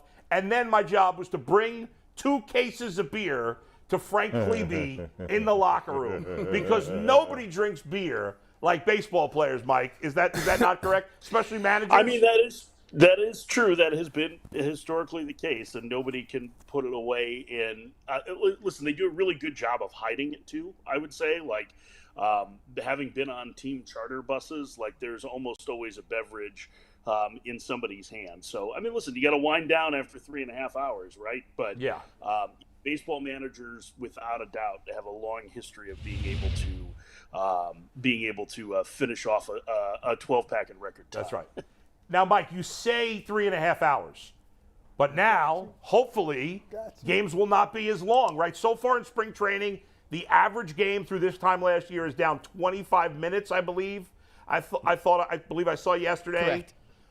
What is your take on this? And do you think the change with the clock and the other rules, but especially the clock, will dramatically change the time once we get to the regular season, or will it be not as big a gap? Well, I mean, I think it better. I mean, you know what I mean? Like, I think that's one of the things that they're fighting is that the games have crept up in time over the last 40 years. I mean, they have something like 8,000 games of data on this to look at through the minor leagues, and they saw a significant reduction, more than 25 minutes in the cases of the extreme pitch clock last year. Now there's I think a couple extra seconds this year for major league players, and I don't know that it's necessarily going to be quite to the same level it is right now in terms of how many, how short the games are. I think once the pitchers figure out that they have, the 20 seconds is actually a fairly long time with men on base, I think you'll see them start to use it a little better. But listen, the time of games has been a huge issue, and I think it gets exacerbated in the postseason when you hear people complain about how late the games start because kids can't stay up to the end. If they're playing 2-hour and 40-minute games, it makes a big difference on whether or not you can let your kids stay up to the end of the game. I think it's the case in the course of the regular season, right? It makes it more likely for you to be able to stay to watch the end of the game if you go and attend it. So I think it's trending in the right direction. My hope is that it stays pretty similar and that we end up, seeing at least a median time in the 240s.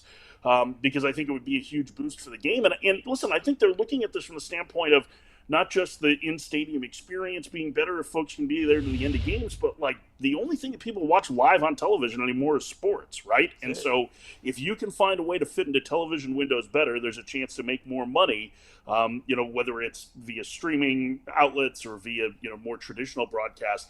I think all of those things are important for the future there. Mike, when you look at all the changes, like I haven't seen as much changes to the core part of the game ever. Like, in the NFL, usually they roll these things out very quickly. Roll them out slowly over time so people can adjust to them.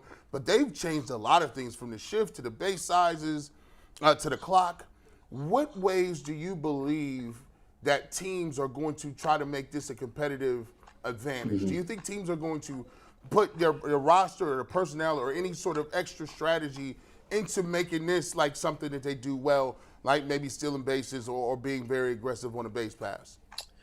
Yeah, I mean, I think the aggressive on the base paths is something that's worth watching, right? Because there's a limit now on the number of pickoffs that teams have too, right? So I think that's another big part of this, and this is something we saw in the minor leagues that it increased. The amount of stolen base attempts, and even early in spring training, we've seen nearly one more attempt per game. But the last 3 years we've seen the highest success rate in stolen bases in Major League history. We just have seen fewer attempts than ever before.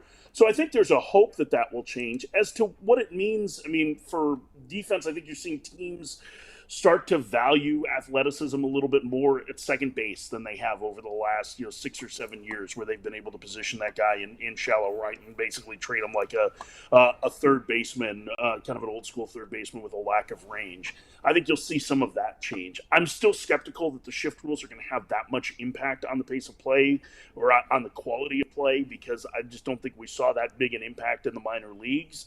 But we'll see what happens. The bigger bases, I mean, it's a safety thing as much as anything. Maybe it makes a bang-bang play go to the runner a little bit more.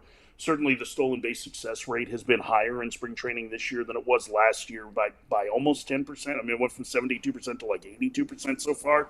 But it's also spring training, so I would take that with a heaping grain of salt. So they would like the game to look more like it did in the 80s, I think, which is, lots of super athletic players that are able to take advantage of speed and doubles and triples is what their market research shows. The league's market research shows what fans want. I always worry about one part of this, which is that everybody wants baseball to look like it did when they were 9, 10, 11, 12 years old, right? Like we're nostalgic for it. And shoehorning too much of that in can be a problem. And I'm guilty of it too. I mean, I'm a child of the 80s. That's my favorite style of play. But I do worry that we spend too much time trying to retrofit the game to what we wanted it to be or what we remember it to be versus what it actually is or needs to be going forward. And so I'm hoping that there's a happy medium there with it where we see an increase in those athletic plays, but that it isn't that we just don't try and force the issue too much so that it takes away with some of the things that are really special in the game now, which is the power for both pitchers and hitters. Mike, you was talking about how in spring training, the stolen bases has gone up and you take that with a grain of salt. What is something that a casual fan can look at that can translate to, that's in spring training, that translates to the regular season? Absolutely nothing. I think that's I play this game every spring. I get excited. Oh, this guy's having an awesome spring. Hey, let's do this. And you know what it means? Absolutely nothing. I mean, just nothing results-wise. Now, I think the time of game stuff, I think that might actually translate. I think there's some correlation there. I think you'll see that have an impact. So that would be the one thing from a casual fan. But in terms of the way the game is played or the way results are or the way the ball is flying out of the ballpark or not flying out of the ballpark, I mean, there's literally nothing to be gained for fans from a statistical advantage other than, hey, baseball's back and it's cold a lot of places and it feels like spring is coming if you get to see players playing in warm weather. Hey, Mike, baseball has a problem as far as it relates aligns with being relevant to today's market. Basketball has done a great job. Football has done a great job with aligning the sport with the fans. Baseball's been slow to the table, getting games out to the natural public so they can hone in on people. Not like the times when it was really locked in, I would say in my last times when Sosa and Bonds and McGuire and that group, then people were paying attention. How is baseball going to correct it? Because I don't think the making the bases larger, shortening the game is going to do a little bit, but there's got to be that connectivity between fans, current fans, and today's game, today's media market, with the current way the game is being played. How are they going to address that? Well, I mean, think about that time that you're talking about too. I mean, what was it that ended up leading to that, right? I mean, we ended up with a decade-long steroid scandal in baseball that at least was somewhat responsible for that resurgence. I think there's a lot of different ways to potentially go about it because I agree with you. I think it's baseball's popularity is waning a little bit. It is certainly an older audience. Let's put it that way. That whatever over the last 20 years, whenever they've done studies on whose audience is the oldest, baseball's has been older by a wide margin, and certainly the demographic that the age demographic that MLB searches for is what the NBA has, right? They want younger fans. That's more buying power. It's more long-term fans. It's more lifelong. So I think part of it is the gameplay. I do think the shorter games is going to make it more likely that casual fans will be interested in more games than they have been. In postseason, maybe you see them getting into 5-6 games a year, something like that. That's not insignificant. I think one of the challenges in marketing the sport is that baseball has become very regionalized. And I think the other thing is that there's just not a whole lot of free time for players to be able to do things like commercials, right? Like if you're playing 162 games in 187 days, when's the downtime? 4 of those off days are at the All-Star break, right? So I think there's challenges in trying to get those stars out there. But I think, they kind of lucked into the home run race and that it was something that happened. And I realized this is a double-edged sword, but it happened organically and that the home runs being hit were incredible, even if the players weren't organic. But I think that I think one of the things that they will try and do is try and showcase the crazy athleticism and the crazy power of the game. And I think you're starting to see that a little bit on social media, over the last 5 or 6 years, as if you follow like the pitching ninja and you see the nasty pitches. I think those are things that can get people excited in bits. I think making it more accessible. And I think, and this is kind of a longer term thing, and it has to deal with something that, 3 of the 4 major sports are dealing with in the regional sports network's demise, is getting rid of the blackouts, which is something that will probably happen within the next couple of years, the commissioner has been pretty consistent in the last year and a half, really since before the lockout was done, that the number one priority for Major League Baseball is reach. They need to get the game into more people's hands. They need to get it on devices the younger fans are watching it. So I think all of those things, it's not a great answer, I know, but I mean, that's kind of where they're working at, and they're trying to see if they can try enough different things that one of them catches hold and people can get excited about the game. Because you have to, one of the problems I see is just this, you have to connect the fans with the players and the faces. Like the NBA, you know who the faces are. So when they come on a commercial, it's easy for a marketer to go to use an NBA player, because you're going to know the face of Draymond Green. You're going to know even Dylan Brooks. You're going to know what those faces look like. The baseball guys, you don't know what they look like. They could be out in the club above me. I wouldn't even know what they look like. Except for Aaron Judge, you know what he looks like. You know Judge, yeah. but I mean, you can't name. The casual fan especially doesn't know, yes. Yeah, I think it's totally fair. I mean, I think the biggest stars you're going to be able to recognize, like everybody knows who Shohei Ohtani is, right? Yeah, like sure. I think that's good that you have a player like that. But like, I love Mike Trout. Mike Trout's arguably the greatest player in the last 50 years, and he's going to go down as one of the all-time greats. But I'm not sure that anybody could pick him out of a lineup. He's just like, he's not wired that way, right? Like, he's not this huge, engaging personality. And I think the other thing, and you hit on something there that I'm wondering if the changes in television do this, is that, the NBA is kind of a national game, right? Like, everybody's, I mean, the podcast conversation between Brooks and Draymond last night. Oh, that was unbelievable. It was hilarious, but it was happening in a national television game, right? Right. And so, like, there are limits, I think, because of the way baseball has become regionalized. And it's been great for these RSNs, because the regional sports networks, because it's a ton of programming, right? Like, back in the day when I first started in radio that had major league teams, like, it was the one thing that made money on the radio, and it's because it was every single day. Right. What's tough to create that or do that over the course of 6 months nationally and have everybody follow it. So, yeah, I think there are definitely ways that they have to market the stars better. I'm not smart enough to know how to go about that. I should ask my wife. She's a marketing executive. She's probably got some better ideas on it than I do. Go ahead, McNuggets. You got a question for Mike? I do, Mike. So, as Boa told us throughout this whole week, you know more about baseball on a national level than anyone he knows, and Bull knows baseball. He's full of it. If he gives you that endorsement, then I have to ask you this. We look at Jose here in Cleveland as almost a savior for taking $150, $200 million less than some of the other top third basemen in baseball. Based on his contract, could you make the argument that Jose might actually be the single most valuable player in the entire league?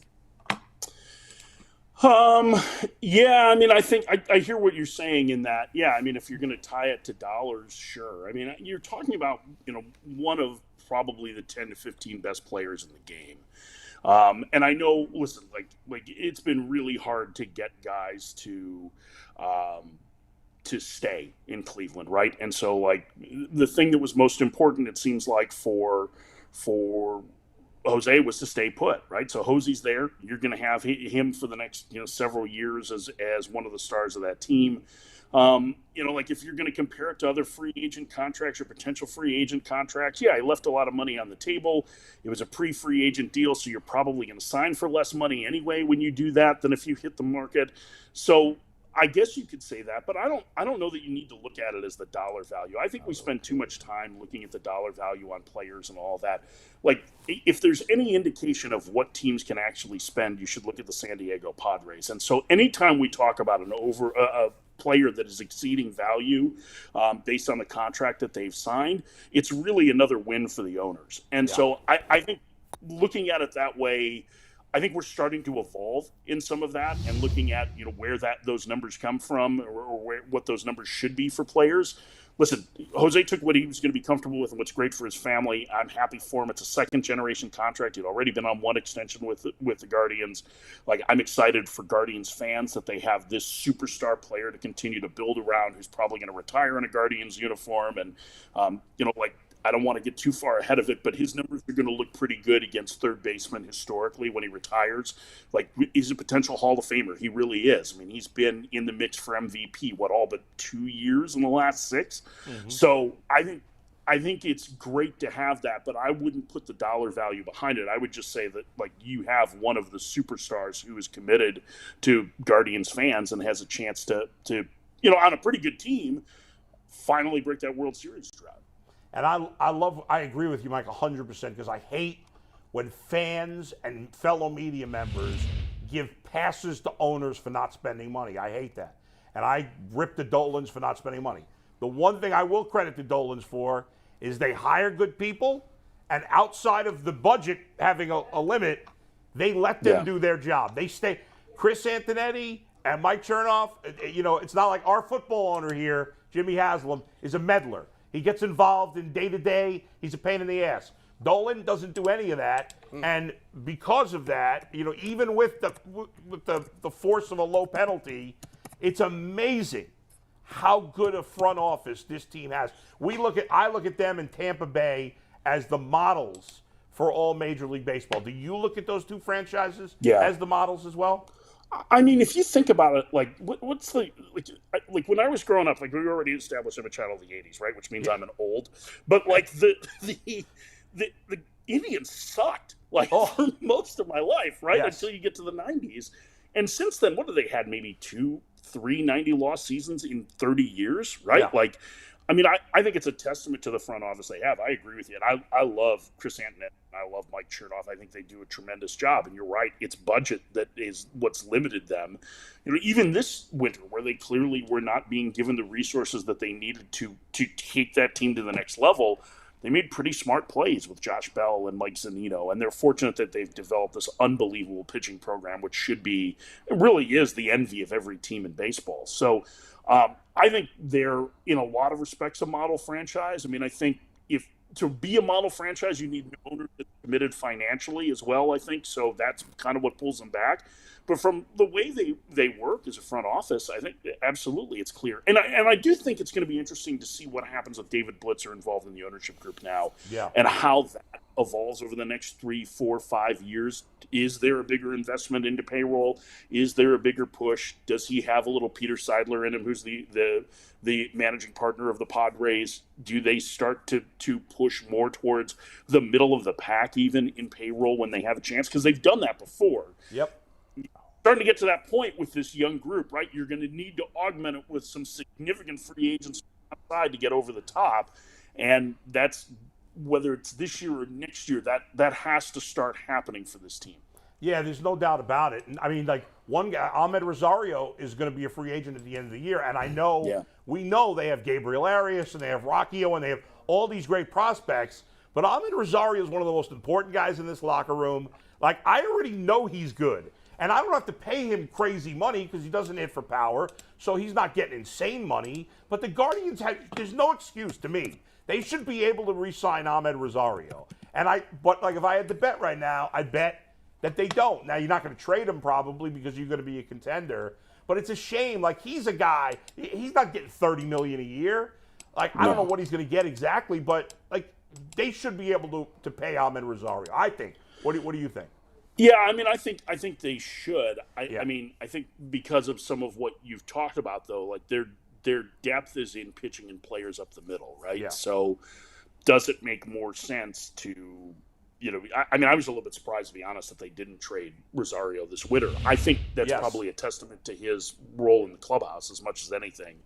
But I think I like Rosario a lot, but I think you can upgrade one of those up the middle positions if you want, either internally or externally.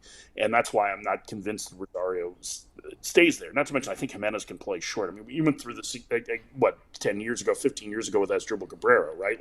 Cabrera turned out to be a terrific defensive shortstop for a number of years after breaking in as a second baseman. And I think Jimenez is kind of cut from the same cloth in that regard. But, you're right. He's not going to be super expensive. He's probably, I would guess Rosario's surprisingly young, right? For a guy who's been on the scene for as long as he has. So, $5.75 is a pretty modest commitment for a free agent. It's just that, what's the biggest deal in franchise history for an extra free agent? Encarnacion, right? Yeah. $3.60. So yeah, it's funny that you say $5.75 because I literally said yesterday, look at the Andrew Benintendi contract. That's what you pay Ahmed Rosario, which I think was $5 for $75 or something like that. Maybe it was $80. I don't know exactly, but somewhere in that neck of the woods. In terms of, you mentioned, it's funny because they added Bell, they added Zunino. I think the lineup's pretty good. I look at this team and I'm like, I know they got all this good young pitching. I'd love them to get at the trade deadline, assuming they're leading the division or something like that. I'd love them to trade some of their prospect depth to get a veteran, because I don't trust Savali and I don't trust Plesac, and I want Quantrill to be my 4 in the playoffs. I love McKenzie. I love Bieber. I want them to go get a veteran third starter for the postseason. Do you see that as something they could use and might do? No, I think they need to upgrade their offense in the postseason. I mean, I think Gavin Williams is coming quickly, and Gavin Williams is better than Savali and Plesac, I think. I mean, Gavin Williams is a monster. I think he's got a chance to be an impactful starter on the level of what McKenzie is. And that's going back to college. Like there was a really famous super regional game when he was at ECU where he went toe-to-toe with Kumar Rocker. And Williams' stuff is exceptional. I would not be surprised if he's up towards the end of the year. I don't know that I would look at their rotation as being a key for the postseason. I have bigger questions about their offense. I mean, what they did last year was a pretty neat trick, right? They singled their way to the postseason. I don't know that you can do that consistently. They don't walk very much. They really don't have any impact power. I think they have a big hole in right field. I'm not convinced that Oscar Gonzalez, based on his approach, is going to be an everyday player. So I think targeting a bat at the deadline makes all the sense in the world. I was actually a little surprised that they weren't in heavier on Juan Soto a year ago, because he was such a fit for so much what they needed. And to your point, they have a terrific farm system that they could have done from. Now, obviously, the Padres paid an extreme premium for that.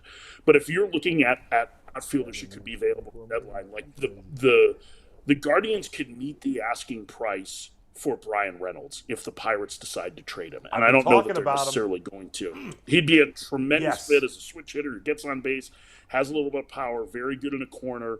Like, that guy is a great fit. They have Ben Sherrington, who's the general manager of the Pirates, got his start in the Cleveland organization. They have a lot of history with him. Like, that's the kind of guy that I think they could target if Pittsburgh moves him.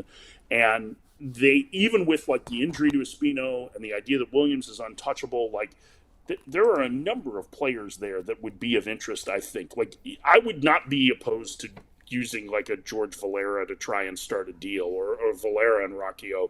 I think Pittsburgh needs some position player help as much as they need, pitching help. Angel Martinez was really good in the fall league. Like, that's another guy that I think the Guardians could potentially move, because they have so much depth up the middle. So there's a number of pieces that they could move to be able to get somebody like that and still keep a significant amount of depth. It's just a matter of if and when they pull the trigger on something like that. Mike, let me just, really quickly before we let you go, great stuff.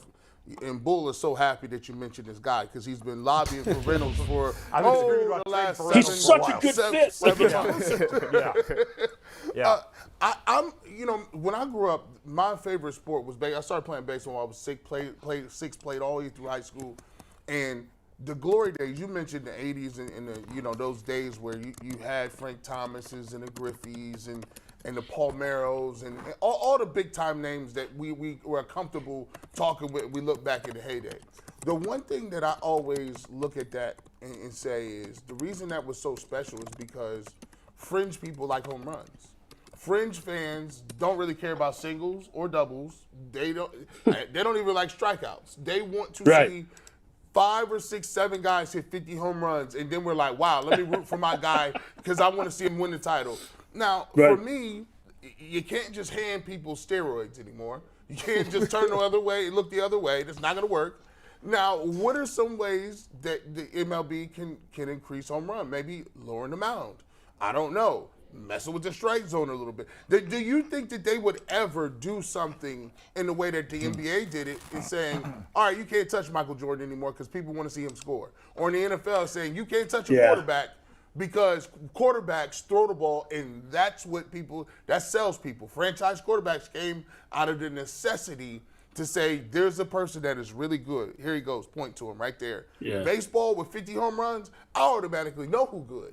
I just can see it. Do you think they'll ever do anything to try to increase home runs without steroids? It's funny because what they've done the last couple of years is tried to alter the baseball so that they could reduce the number of home runs, because 17, 18, 19 in particular, I think even going back to 2016, we saw some of the highest non-steroid era home run rates in baseball history, and the ball was a little juicy, let's say. So what they've done is they've tried to deaden it a little bit. So here's some of the things that we've learned about the baseball. Some of this we already knew, right? They make the baseballs in Costa Rica. They're all handmade, which is pretty incredible. Like, you think about that there's not a machine that puts them out. And as a result, there's a wide variation in what's acceptable for a baseball that makes its way into a major league game.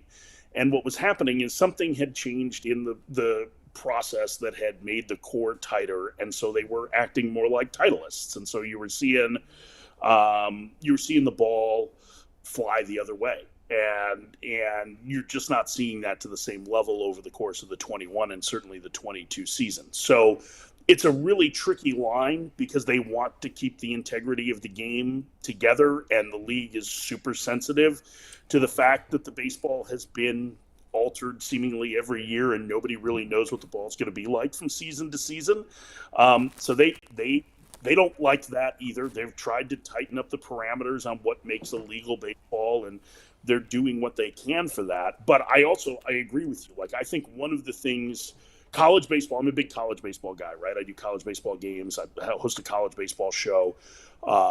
College baseball is seeing home run rates that we haven't seen since the nitro bat era, back when they had Bull, remember this, the drop fives, right? Like the ones that were like, you had the 34 bat that was like 28 ounces, right? The drop six, and the barrels were like the size of my forearms, right? So those big red bats. So seeing that in college baseball right now, and one of the things that it has brought is the threat of the late home run is a big deal for fans, because you want to be able to see your team have a chance if they're down 3 in the 8th. You don't want to think that it's out of the realm of possibility that anyone in your lineup can get the game even. So I think it's a reasonable point. I think it's actually a really good one. I think it's one of the things that the league is kind of fighting against that I don't know that they need to be fighting against, because fans like dingers, right? Pitchers don't like dingers. Maybe they have too many pitchers that are consulting side, but man, like, home runs are exciting, and home runs win ball games. Yeah. Mike, last thing real quick. We've got 15 seconds.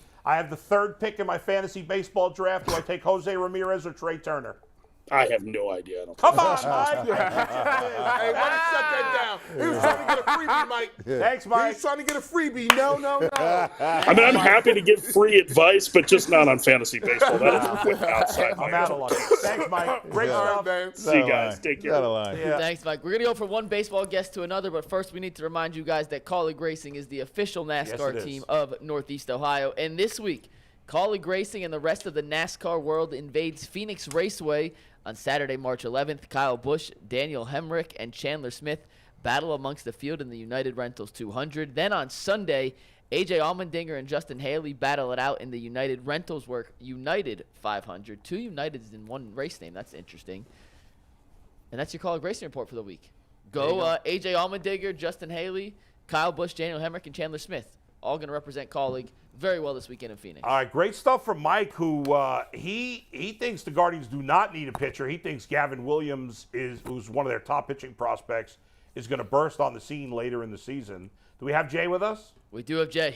He also said give Major League Baseball players those nice bats. Look at Jay. The metal joints, we ready to go. Jay. What's up, Jay? All I want to know.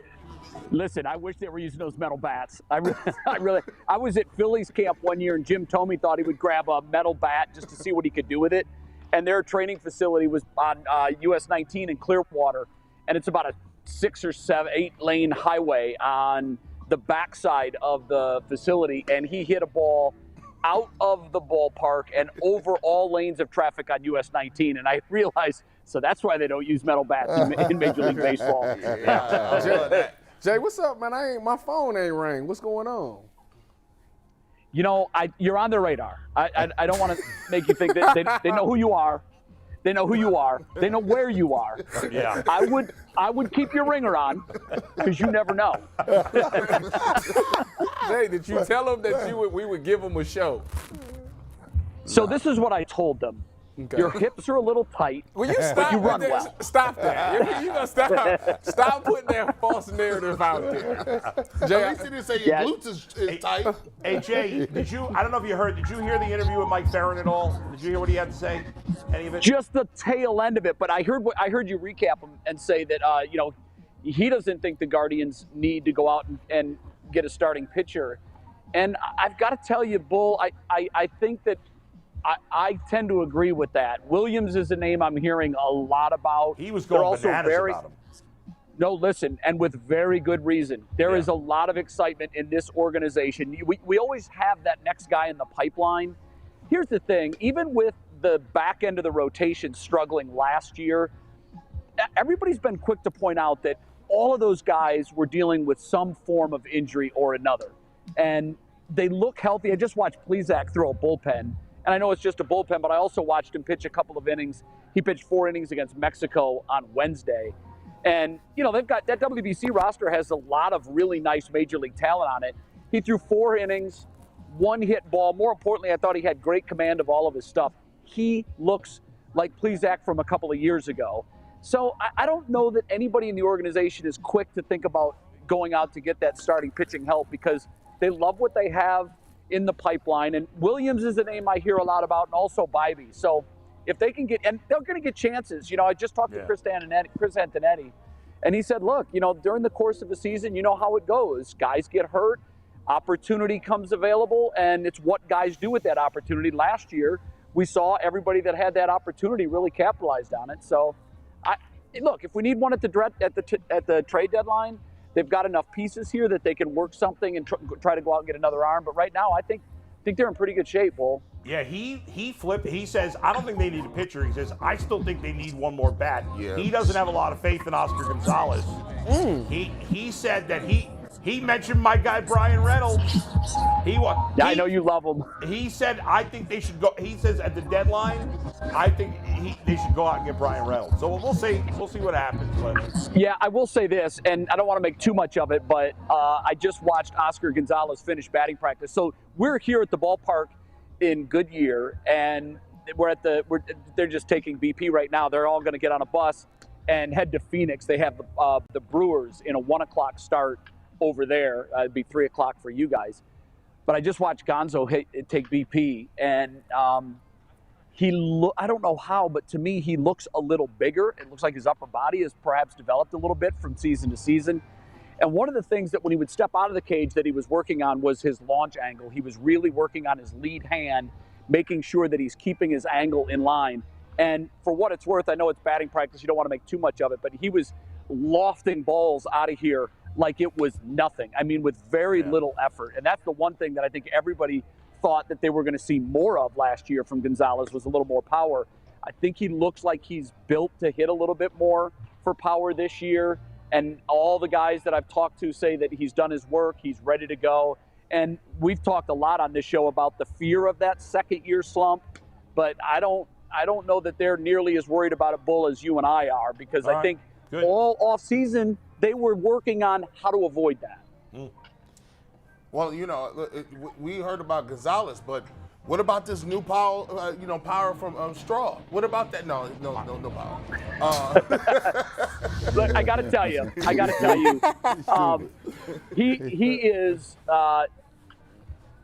he is one of the elixirs in the clubhouse, guys.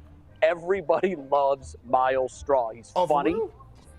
He's a stonebreaker. He's kind of that guy. You remember the little tiff that they had with the fans at Yankee Stadium last year. He's a don't back down guy.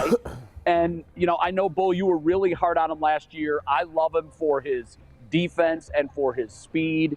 The good thing about the season ending is that you get to hit the reset button. I'm not saying he's going to hit 280, but he's not going to hit 200 either. So I think somewhere in between it, I think they'd be happy with 240, 250, the same defense in the outfield and run the bases like he has. And I think everything's going to be okay. Their outfield looks great. Well, Jay, listen, he won a Gold Glove. If you can get him to 265, Come on now. Oh. 265 and some stolen bases with the D. I'll take that. Pause. Especially because he's the worst guy in the Pause. lineup now. Not the Super pause. You know, last year he was like the 7th guy in the lineup. Now he's the last guy. So I can live with a guy with no power and a mediocre batting average if I'm getting that great speed and great defense. But Jay, you spoke with Terry Francona yesterday. Tell us about that. I know you got some clips to play. I did. And before we hear the first clip, I want to set it up this way. For anybody that's followed Terry through his career, you know the last 3 years, 20, 21, and 22 have been a real grind for him. He's had one sort of ailment after another. We know about the feet. We know about the stomach issues he had. He had the hip. He went in, and as soon as the offseason was over, a couple of weeks later, he had a procedure done in Cleveland. He told me that he feels as good as he's felt in years. And I know people don't think, well, how much of a grind can it be to manage a big league team? Tito's in the office first thing in the morning. And, you know, he's there all day. And it is a grind. I know people may not think that, but it physically can be a grind. And it can be very demanding, particularly with the travel. But one of the things we started our conversation about, and that'll be the first clip that we get to, Mike, is his health, how he feels, and how he feels he's positioned to get through the full 162 this year without having to miss any games for any illnesses or any surgeries or anything like that. Mike, Steve, you can roll it. Really helpful. You look well. You look. How about I told people I look less worse than usual. How's that? I don't want to say that because that's to imply that you looked horrible before. I did. As you juxtapose, it's just you're wearing health very well these days. I feel healthier. I needed to be. It was getting in the way. I mean, some of it I couldn't help. Right. You know, it's hard. You know, you're on crutches, or you can't do anything. You know, I was gaining weight. Everything was hard. You know, I'd go down to the field for batting practice and I'd have to give myself a pep talk. You know, that's a hard way to do stuff. So I do feel a lot better this spring. Because of that, do you feel energized in the role? Not to say that you know, maybe you didn't feel up to it before, but no, I do, and I didn't. I was leaning on the coaches way too much, and they're really good at what they do, but it's not fair. I need to pull my end of it, and I feel like I'm able to now, which I'm appreciative of, because this job, even on good days, can get kind of hard, but you want to be able to enjoy some of the, you know, like I said, when we lose, I get mad. But that doesn't mean you don't enjoy the day, and, you know, it's just hard when you can't move around very well. Yeah. How long did it sort of take to decompress and process the season after the Yankee series? And what did you, like, as you looked back and had some time to think about it, what were your thoughts? Yeah, I stayed in Cleveland for about 3 weeks. I had to have a procedure done, and so that helped. I was really proud of what we did. You know, anytime you're not the last team standing, there's going to be disappointment. But I think if you look at it logically, and it's really hard to look at it logically when you're playing, but when you're done and you look at it logically, we did okay. As long as it was a step in the right direction and not a feel-good story 1 year, and, you know, and that's what I told our guys about 10 minutes after the game in New York. Is that this has to be a jumping off point, not just a feel-good story and move on. Yeah. That's the thing with baseball, whether it's at-bat to at-bat, game to game, season to season. Now, as you assess what you did last year and you start to look at what's in front of you, last year becomes a memory real quick. It has to, whether you did good or bad.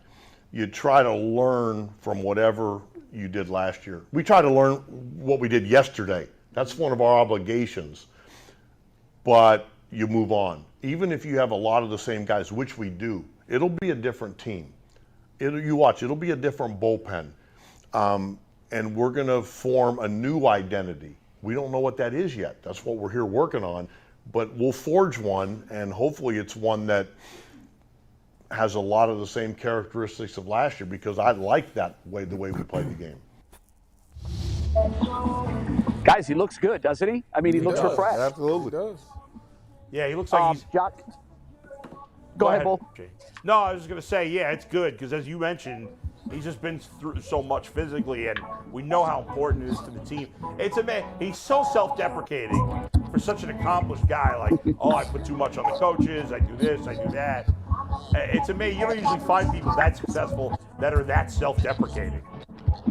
You know, you're absolutely right. But that's part of the charm of Tito. You know, he was manager of the year last year. Third time he's won the AL Manager of the Year.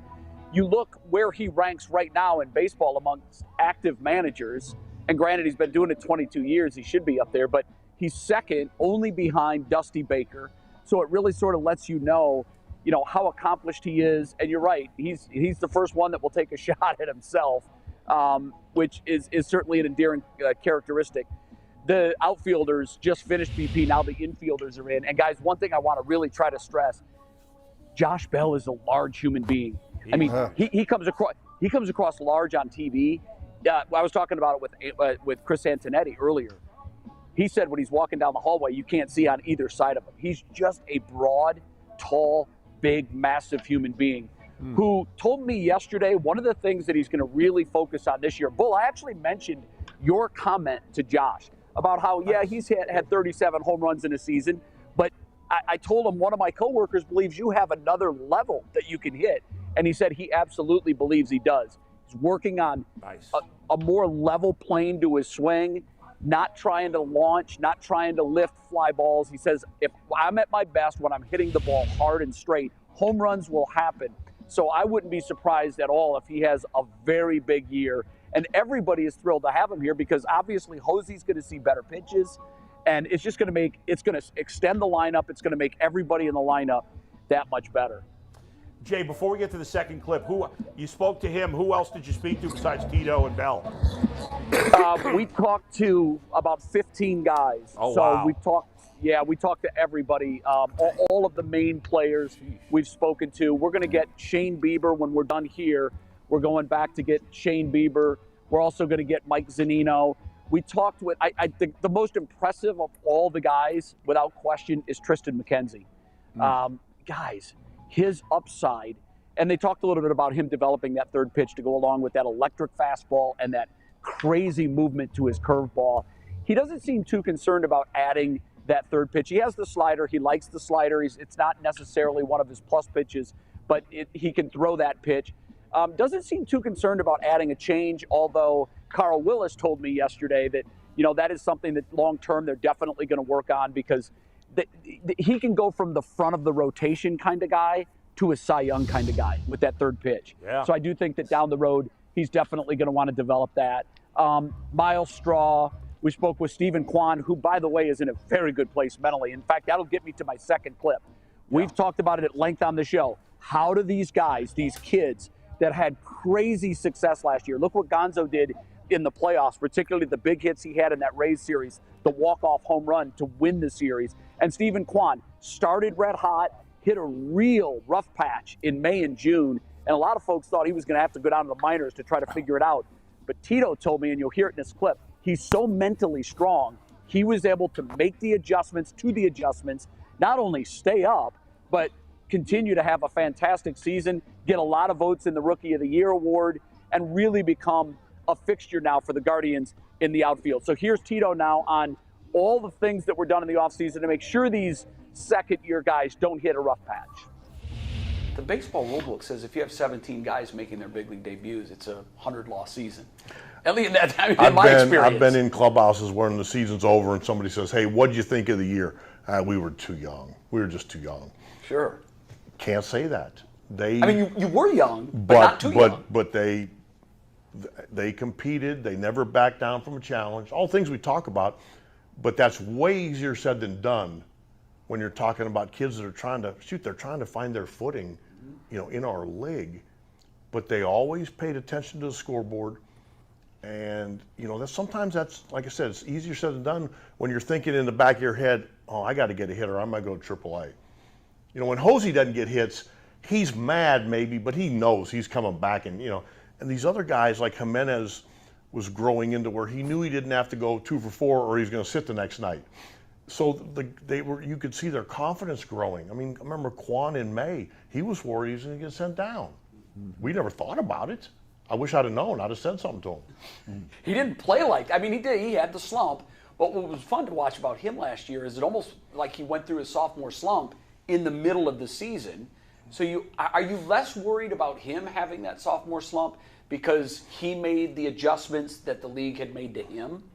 I mean, all players go through tough periods, and you never know when it's going to happen. I mean, I worry about all of them in April in Cleveland because it's cold. It can be pretty cruel. So you worry about guys, especially young guys. But when they have a track record, they have something to fall back on, which certainly helps. I think guys like Quan, I think he's strong enough mentally that if he does go through a tough time, he'll figure it out. Yeah. And he's good enough physically, he'll figure it out. That's really the element. It's up here. Oh, I don't think people realize to be an everyday major league player, you have to be so tough mentally because you get beat on so much and there's so much frustration. And to be really good, I have a lot of respect for guys that can do that. The two glaring pieces that needed to be addressed were, and it's almost like Chris magically goes out and I mean, it was obvious where the weaknesses were, but talk about how you've got your core back, and then they're very young, and then you got considerably better at first base and the catch position, and it looks like the strings that needed to be pulled were pulled. Well, that's the hope. And we never claimed to be the 27 Yankees. Mm-hmm. But we do have guys in place that we want to see how good this group can get. Getting Josh Bell is a switch hitter that can hit behind Hosey, especially against left-handers. We could get we had some difficulties last year. You were thin. Yeah, and that's not a knock on anybody. It's just we're a little thin. And when Hedgie was a free agent, we wanted to bring in somebody that cared first about the pitching and defense, and then hopefully, when Zeno's healthy, he's hit 30 home runs. So that's really welcome also. I know, Bull, you're going to miss Hedgie for sure. Oh. But I think we're going to love Zunino too. I really do. I think we're going to. Yeah. I know. Who are you going to pick on? Come on, man. You still got I don't straw. want to pick on anybody. I don't want there to be anybody that stinks. That stink. But if they stink, you're going to make sure they. So let's wrap it up with our talk from Tito yesterday about the expectations for the 2023 season. Obviously, after the success from last year, you got to continue taking step forward. As we roll the clip, I'll lead to it this way. I thought the most prophetic thing that he said last year, 5 minutes after the Yankees series ended, he went into the clubhouse and he said, guys, this is not the end. This cannot be the end. This has to be the beginning. Roll it, Steve. What is your overall expectations? I know that you probably don't talk about them out loud, but in your mind, you have an idea of what this team either can do or what you expect them to do. But you know what? The stuff that we talk about every day, the reason we talk about it is because we believe in it. Sure. It's not just coach talk or manager talk, because you don't know where we're going to get challenged. You don't know if guys are going to get hurt. If you lose 3 pitchers, and if you start to make proclamations now, and then all of a sudden you lose your whole pitching staff, that's probably not going to come true. Okay, well, your season doesn't end. You just keep competing. So that's why we keep them in small segments. Like, hey, let's show up today. Let's see how good we can do. And then take enough time to learn from what we did and then move along. Is that the key? Yes. Yeah. That to me it is, because you can get bogged down in like, okay, I'm 0 for 20. We've all seen it. I've lived it. You don't go up to the plate feeling real good about yourself. Right. But when you're hitting good, you walk up there, you got a little swagger. The idea is to put the bat in the rearview mirror and talk yourself into having some swagger anyway, which is not the easiest thing to do. What should fans expect to see when they show up at Progressive Field this year? I think the idea is we tried last year to really set a tone for how we were going to play. And I was really proud of our guys for that. Now the idea is they have a year under their belt. So the game should start to slow down for them a little bit, but it'll never slow down the way we play. It just makes it easier to hopefully make better decisions. So that's the idea, is to kind of take it to another level. Yeah, that's the whole idea. one of the other things that I want to share with you guys, you remember we had Will Brennan on the show a couple of months ago, and we also interviewed him yesterday or the day before, I can't remember. He just wanted me to pass on to you guys that he had a great time on our show. Nice. He loved everybody, and he wants to be a regular guy for us. So he's probably going to be a guy that we bring on throughout the course of the season. Good. He's got more time, probably. It's clearly not going to be a starter, but he's probably going to. I hope he makes the roster. And he's hoping that he can be a piece to what they're doing here. But he really enjoyed his time on the show, and says he definitely wants to come back. He wants to do it on a regular basis. So that's good news for us. That is great, Jay. That's awesome my MVP pick for this year. Hey, that's what's up, man. Jay, I'll be out there scouting. Get to the good stuff. Jay, what's the weather like over there? It's cloudy today, so that's it's a little bit of a bummer. But it's 80 degrees, so I'm not going to complain. I mean, it's not overly cloudy, but the last 2 days there wasn't a cloud to be seen. Today there's clouds in the sky, but the sun pops out. And you get periods of great sunshine, and I heard that you guys are getting like 2 or 3 inches of snow back there. Freezing rain, snow. It's Jay, awful. you give me the temperature. What's the temperature? It's going to be 80 today. I might miss my flight tomorrow. Okay, I'm just saying. I might miss my flight. Jay, have a good trip back. We'll see you on Monday. Thanks, guys. See you Monday. Keep working the room for me, Jay. I'm doing my own work, bro. All right, this is Jay down in Arizona. He'll be back in the studio on Monday. Hey, listen, don't try it, Jay. Tracy's not having that. You're going to be right back up here with us. That's right. But right now we got to be right with Colleague Racing. We do, and Jay is our lead expert on Colleague Racing with Earl, and without them today, it's on me. So I'm just going to remind you guys that Colleague Racing is the official NASCAR team of Northeast Ohio. It's the only one you should be rooting for. That's right. And you guys can't see this, but Jay just threw back on his shades that he got roasted for yesterday as soon as he got off camera. So shout out to Jay for that. I had no problem with his. He felt bad about it. So, Mikey, earlier in the show, we started the show first half hour breaking down. We all gave our perfect off seasons. Not a surprise. The fans voted for my. For the record, they hated all of ours. They just thought yours was the best in the world. How would they hate mine? How would they hate mine? There was a lot of stuff saying we should never criticize Andrew Berry again after what they saw us Those do, fans are idiots. Let's ignore them. let's hear. We try to wean Bull off that he gets one a show. I want to know what was wrong with mine. Yeah. Just don't listen. Actually, your Brad, they were salty at Brad. So it's because I was Nick Chubb. Nobody wants Odell back and back. Listen, we got I'll take two ones that are half serious and two that are very serious. You want to start with the half serious or the serious first? Serious. I like half serious. Go ahead. I'm with G. Let's go with the half serious. Half serious first. Okay, this is from Planet C5. Yeah. All right. He's given $17 million to Woods. He didn't clarify what Woods. What Woods? Joseph? I think you meant Robert Woods, the receiver. Okay, keep going. No, he's $13 million to Javon Hargrave.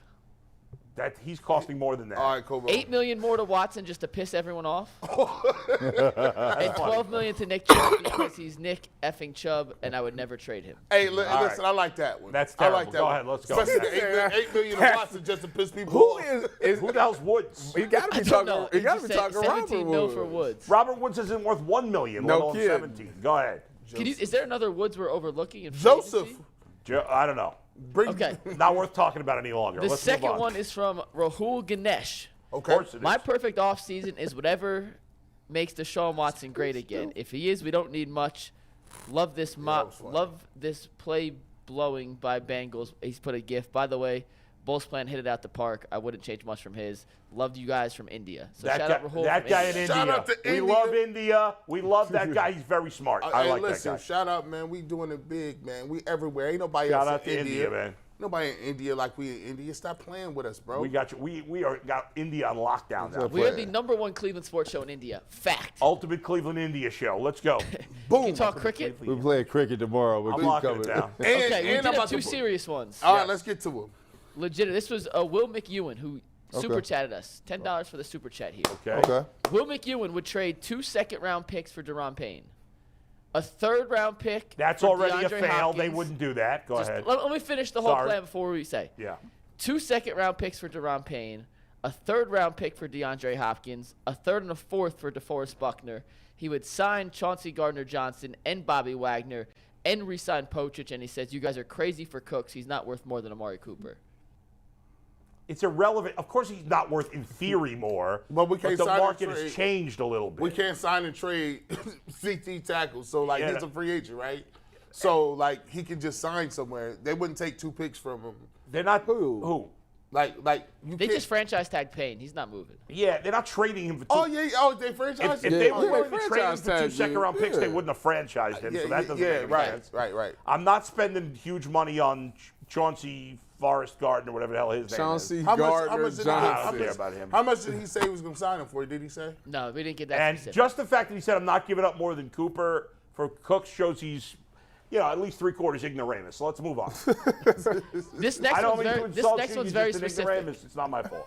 Go It's ahead. from Cole Blau, and he took Bull's approach. He's also going to cut Harrison Bryant, Jordan Elliott, and They all Anthony suck. Schwartz. They suck.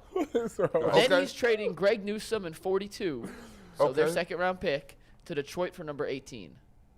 No.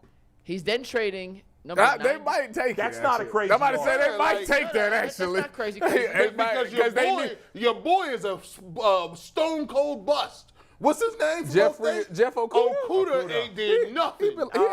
His shit was like this a last little year. better this year. Go ahead. So this is from Cole Blau. Yeah. So his first trade was Newsome and 42 to Detroit for 18. All right. Not Okay. bad. His second trade was 98, so their third-round pick plus a 2024 third for Cooks, so 2 thirds for Cooks. That might work. that His works. third trade is Wyatt Teller to Washington for a second-round pick. Not doing They that. They ain't doing won't that. do that. With those drafts, he's taking Jackson Smith and Jigba at 18, and Felix and Duque Uzoma, the guy you took, Ball, Yeah. at 47, which is the pick they got for Teller. How did they and get? then How he's did he signing. get to Wait, 18? and then he's signing He Oniyamada, traded Dalvin G. New Tomlinson, in the Zadarius Smith, and Adrian Amos, and Eric Kendricks. He didn't give money, so that's a lot of players. But they don't have the 40-something pick if they traded the second-round pick with G. No, he traded Teller to Washington for a second-round. Oh, That's yeah, how he got okay. there. It's not bad if you can. That's not bad. It hinges You on get the killer. if you could get all that off. Fan questions in overtime.